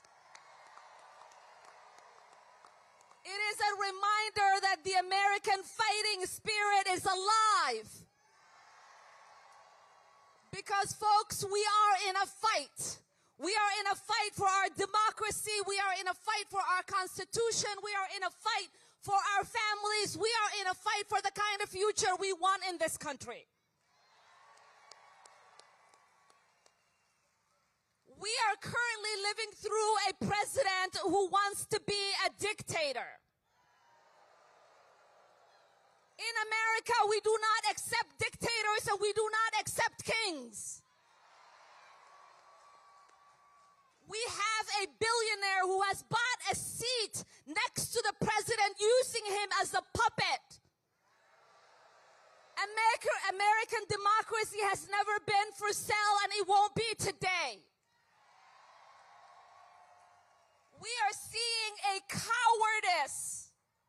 Congressional Republicans that are utilizing the chaos our fascist president is creating to cut Medicaid, Social Security, and take away our rights. While they give $4.5 trillion in tax cuts to their billionaire puppeteers. None of this is normal. This is why we have to fight for our Constitution. It is Because here is the thing. No matter who you are, Elon Musk and Donald Trump and corrupt congressional Republicans are coming for you. If you are a mother struggling to put food on the table, they are coming for you. If you have elderly parents that you are trying to put in a nursing home, they are coming for you.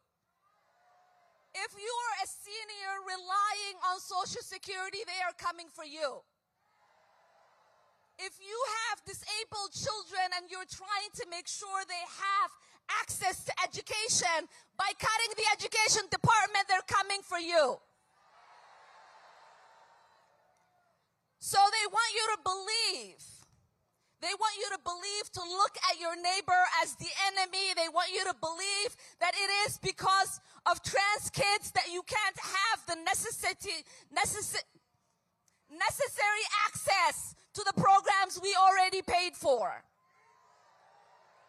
They want you to think it is okay to snatch people in the middle of the night and disappear them. They want to take away our pride as Americans in the Constitution and due process by putting people in foreign prisons in a dark hole. They want to crash the economy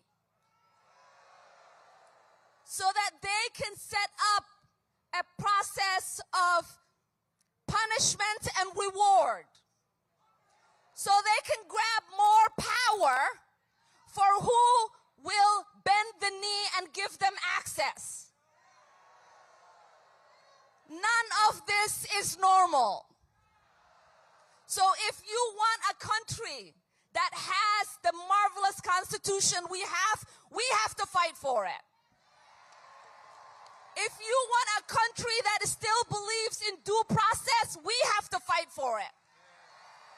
If you believe in a country where we take care of our neighbors, look after the poor, and make sure our children have a future they can believe in, we have to fight for it. So are you ready to fight? Are you ready to fight? Let's go fight and win. And with that, it is my honor to introduce Representative Simon of California.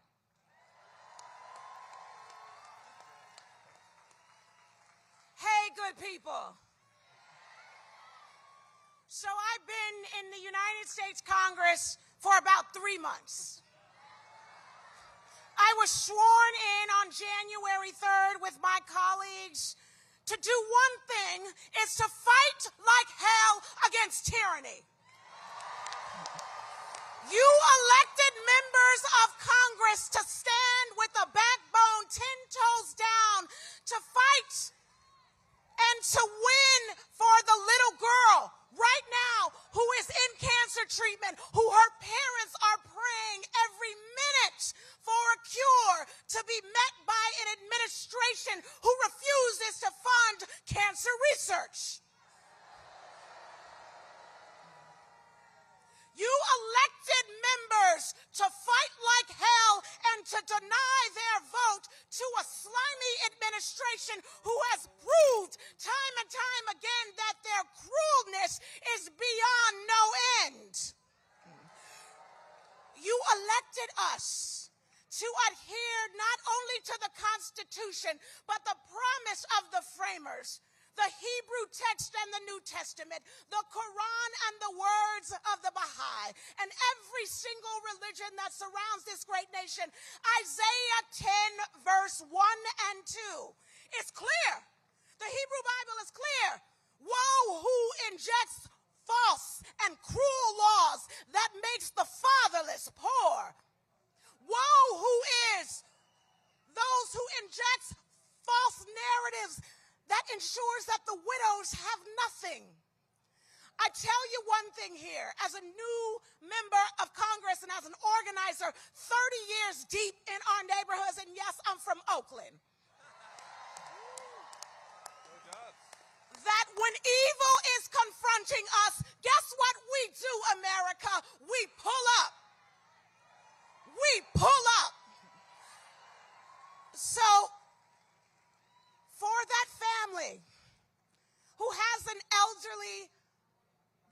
medical relative who is struggling with ALS, for that family who is struggling with a disabled child, I want you to know, despite this administration's promise to end rights for people with disability, regardless of this administration's aim to stomp on the backs of our elderly, regardless of this administration's promise to end inclusivity and to throw out our children, not only, brothers and sisters and siblings, will we fight, we will use the strategic force of this body and the 2 million strong that are out in the streets today to win.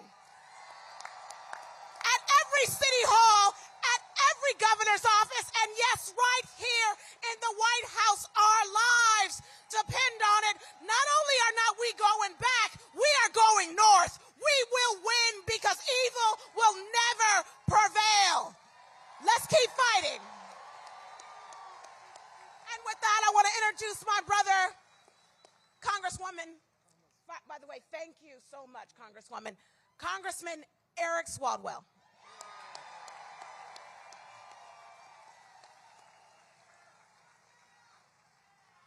This is what kicking the shit out of fascism looks like. This is what it looks like. We've seen a lot of people cave to fascism in America. We're not.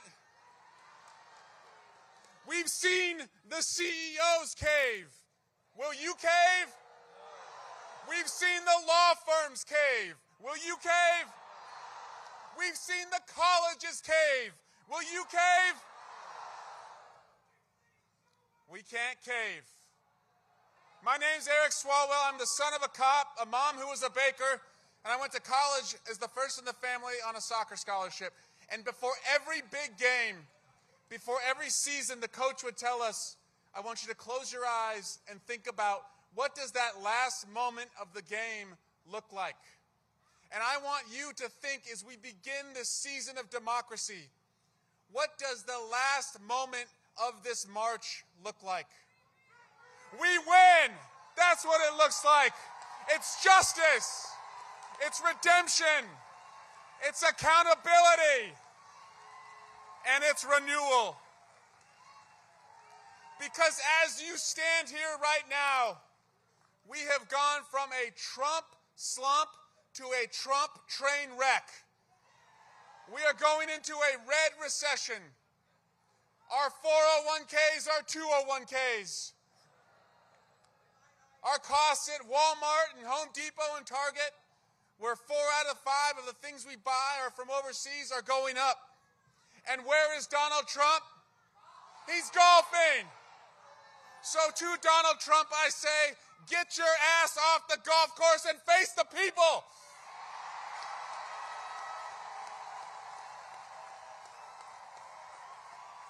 America first. It's Trump first. This guy is a con. Trump Bibles, made in China. Trump sneakers, made in China. The Trump shit coin, made on a computer, made in China. And he's not just disappearing people. He's disappearing rights. And to that we say, disappear, we're still here. Our veterans, we're still here. We're still here. We're still here. That's right. And he wants to disappear our veterans and women and hardworking immigrants and our seniors and our kids and the sick. We're still here. So you are asking us, what is the plan? And I'll tell you this, we are not going to give a single vote to fascism inside the Congress because we know you're fighting outside the Congress.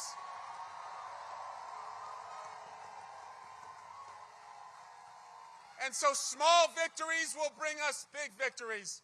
We had a victory last Tuesday in Wisconsin. Thank you. We need a victory later this year in New Jersey and Virginia in the governor's race.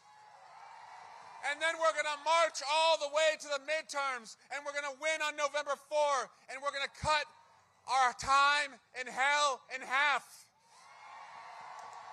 So what my colleagues and I want to ask you, because just about a mile from here on January 6, 2021, we saw the bravest police officers.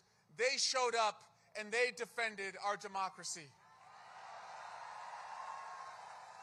And you don't have to put on body armor. You don't have to take a stun gun to your neck or a Confederate flag to your head. You don't have to suffer a heart attack or a stroke or traumatic brain injury, as we saw from Officer Mike Fanone or Harry Dunn or Danny Hodges or Sergeant Cannell and so many others. But if you show up with the same integrity and the same passion and the same vigor and love for our country that they showed, we will win.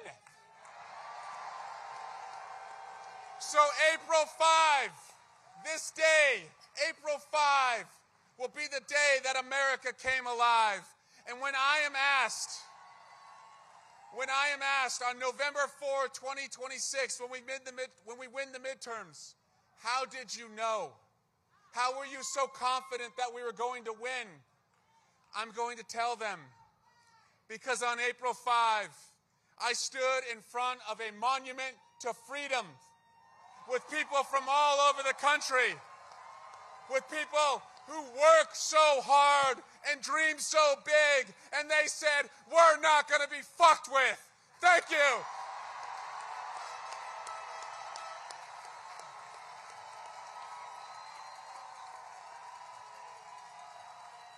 And now, it's my honor to have us close out the congressional speakers to introduce to you someone who has been censured but is not silenced, Congressman Al Green.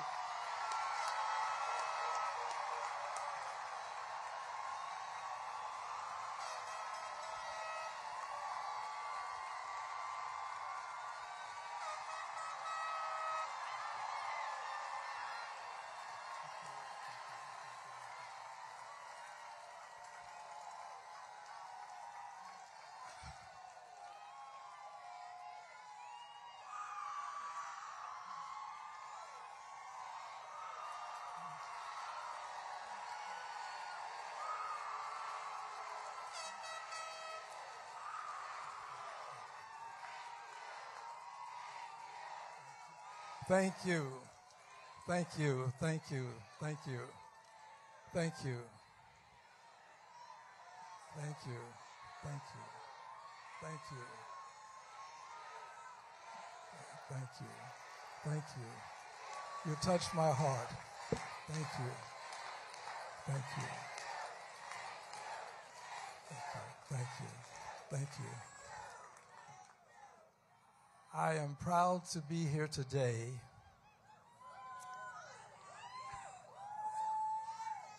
with my colleagues, all of whom are liberated Democrats. Let's hear it for these liberated Democrats. All of whom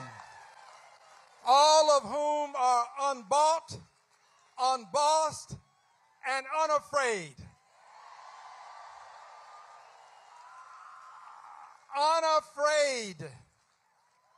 Unafraid to stand up for the many seniors that are among us. We have seniors that are among us. Unafraid to say to Donald John Trump, hands off Medicaid and Medicare. It belongs to our seniors. Social Security is not a Ponzi scheme. It is a part of the American dream. It belongs to our seniors. And we have to tell President Trump that Canada is not going to become the 51st state. Russia invaded Ukraine. Greenland is not for sale.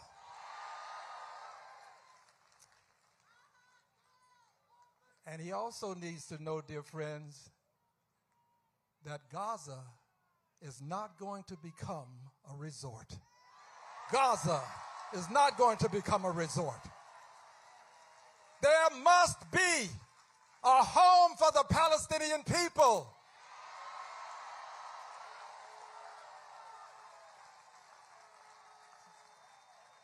Yeah, there must be. There must be. And I'm here to speak from my heart. This message is from my heart. It's not from my head. This is my heart. I want you to know something. I carry this cane because there are people who don't like me. They don't like my cane. But I carry this cane because after having celebrated my 25th birthday 3 times, 2 years into my 4th 25th, I carry this cane. And I carry this cane because I believe in the 23rd Psalm. That portion that reads, "Yea, though I walk through the valley of the shadow of death, I will fear no evil, because my rod and my staff comforts me." This is my comforter. This is my comforter. And I want you to know that I'm going to take this staff of truth, and I'm going to take this rod, and I want President Trump to know that he's not going to have a 3rd term. There will be no 3rd term. No 3rd term. No 3rd term. No 3rd term. No 3rd term. But more important than this, dear brothers and sisters, and I say brothers and sisters because there really is but one race, and that's the human race. Yeah, we're all related. We're all related. And L.S.B. Leakey, a noted anthropologist and paleontologist, reminds us that all of human life can be traced back to a single African woman. So if we're not brothers and sisters, we're at least cousins. So dear cousins, hear this message for Donald Trump, for President Trump. This is more important. I want President Trump to know that I will use my staff of freedom to bring forth, proudly bring forth, a message that should say to him, he may not finish this term. He may not finish this term. He may not finish this term. He may not finish. He may not finish this term. Here's why. Here's why. Here's why. Here's why. Here's why. Here's why. Because you are now sowing the seeds that can lead to a Congress being elected that will have the courage to not only have articles of impeachment filed, but to impeach him a 3rd time. Impeach him a 3rd time. A 3rd time. And a Senate. We need a Senate that will convict him this time. And I want you to know from my heart, I understand that he is a Goliath. He is a Goliath. He has control of the generals and the military. He has control of the Justice Department. He has control of the Republican Party. But my friends, for every Goliath, there is a David. There's a David. These are your Davids.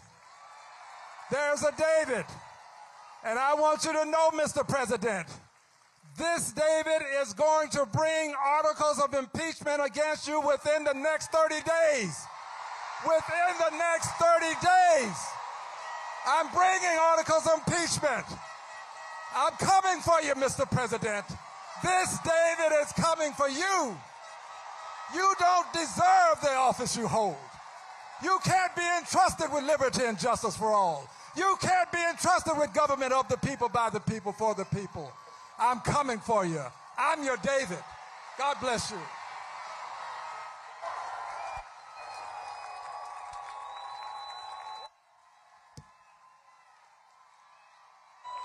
Please welcome to the stage co-executive directors Leah Greenberg and Ezra Levin, Indivisible.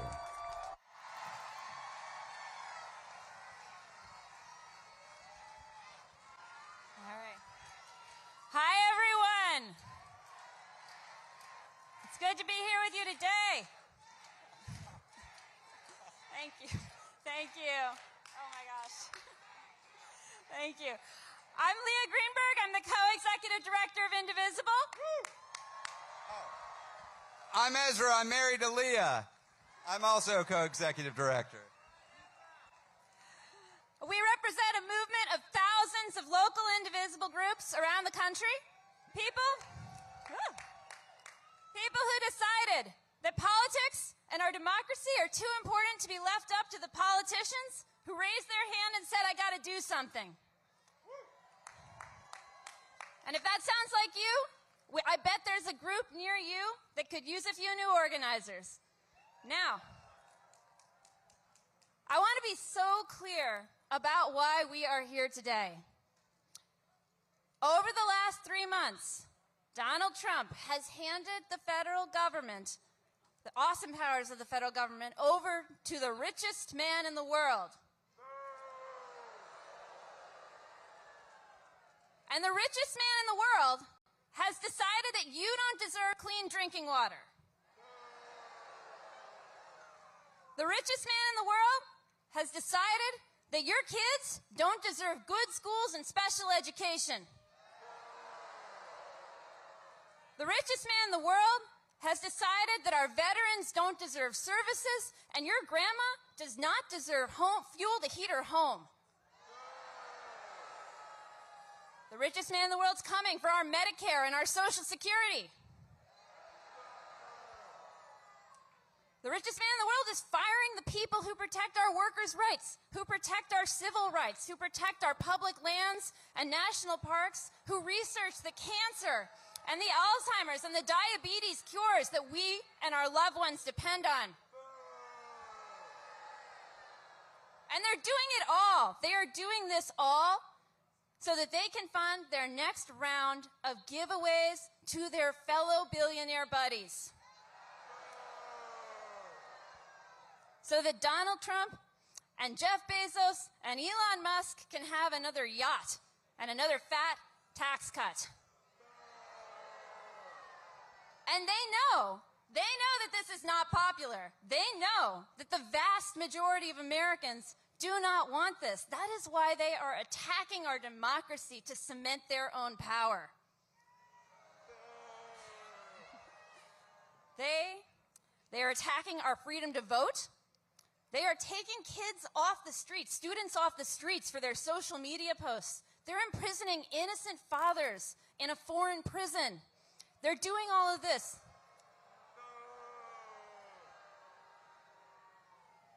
They are willing to rip our democracy to shreds so they can sell the pieces off. Hey, Leah got a lot of booze there. Can I get some cheers for her?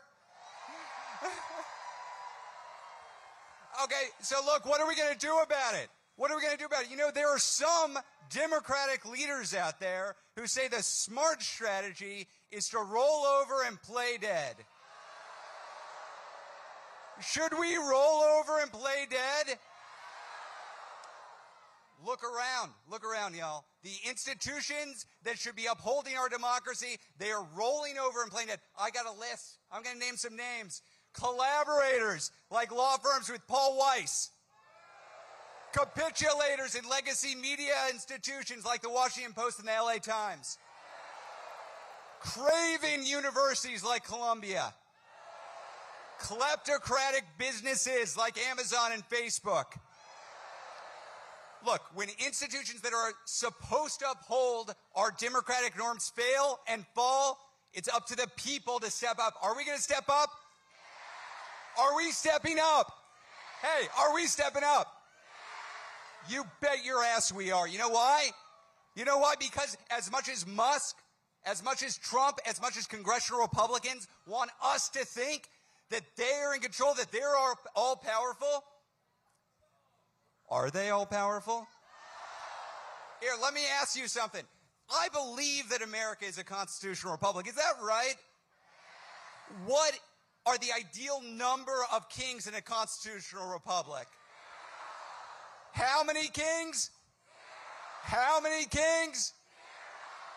That sounds pretty good to me. 0 sounds like the right number to me. Now, everyone here, there are over 100,000 folks in D.C. right now. D.C., which is taxed without representation, 100,000 here. But it's not just in D.C. Today, right now, we are all part of the single largest pro-democracy protest in years. Every single state, just about every single community, 1,300 worldwide, y'all, worldwide.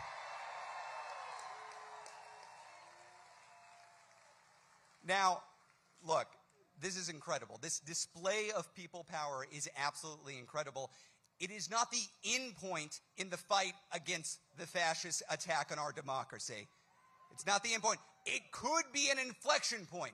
It could be an inflection point if we make it an inflection point. Look, we are not victims of world events, y'all. The fascists, they want us to fear them. Do we fear them? They know that fear is contagious. You know what else is contagious? Courage. Each one of us gets to choose what we put out into the world. What do we choose? What do we choose? What do we choose? Okay, so what do we do with that courage? The next congressional recess, it's just a few days away, begins April 11th. Here's your task. I'm going to give you 3 tasks. If you ever worked with Indivisible, we love a good rally, but we like a plan too. We want to actually put a plan into action. So here's what I'm going to ask you to do. Step 1, there are 100,000 people here. I bet you don't know every one of them. I bet there are some new friends you could introduce yourself to right now. Look at these cool signs. Compliment your new friend on their sign. Exchange contact information. Do that before you go to leave this rally. You gonna do that? Okay, 2, on your way home, here's what I'm gonna ask you to do. Think of the 5 friends, people in your community who aren't here but could be here. Are you gonna do it? And 3, when you get home, it's up to you. Nobody is coming to save us. We have to save ourselves. We have to save ourselves. We have to go join your local Indivisible group or your local 5051 or your local Working Families Party group or start your own, but it's up to you. It's up to you. Are we going to accept from our supposed leaders when they tell us to roll over and play dead? Remind me, how many kings? How many kings?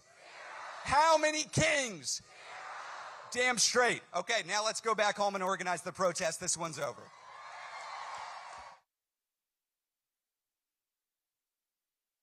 Is that it? All right, me. Thank you for joining Hands Off, the People's Veto Rally in Washington, D.C.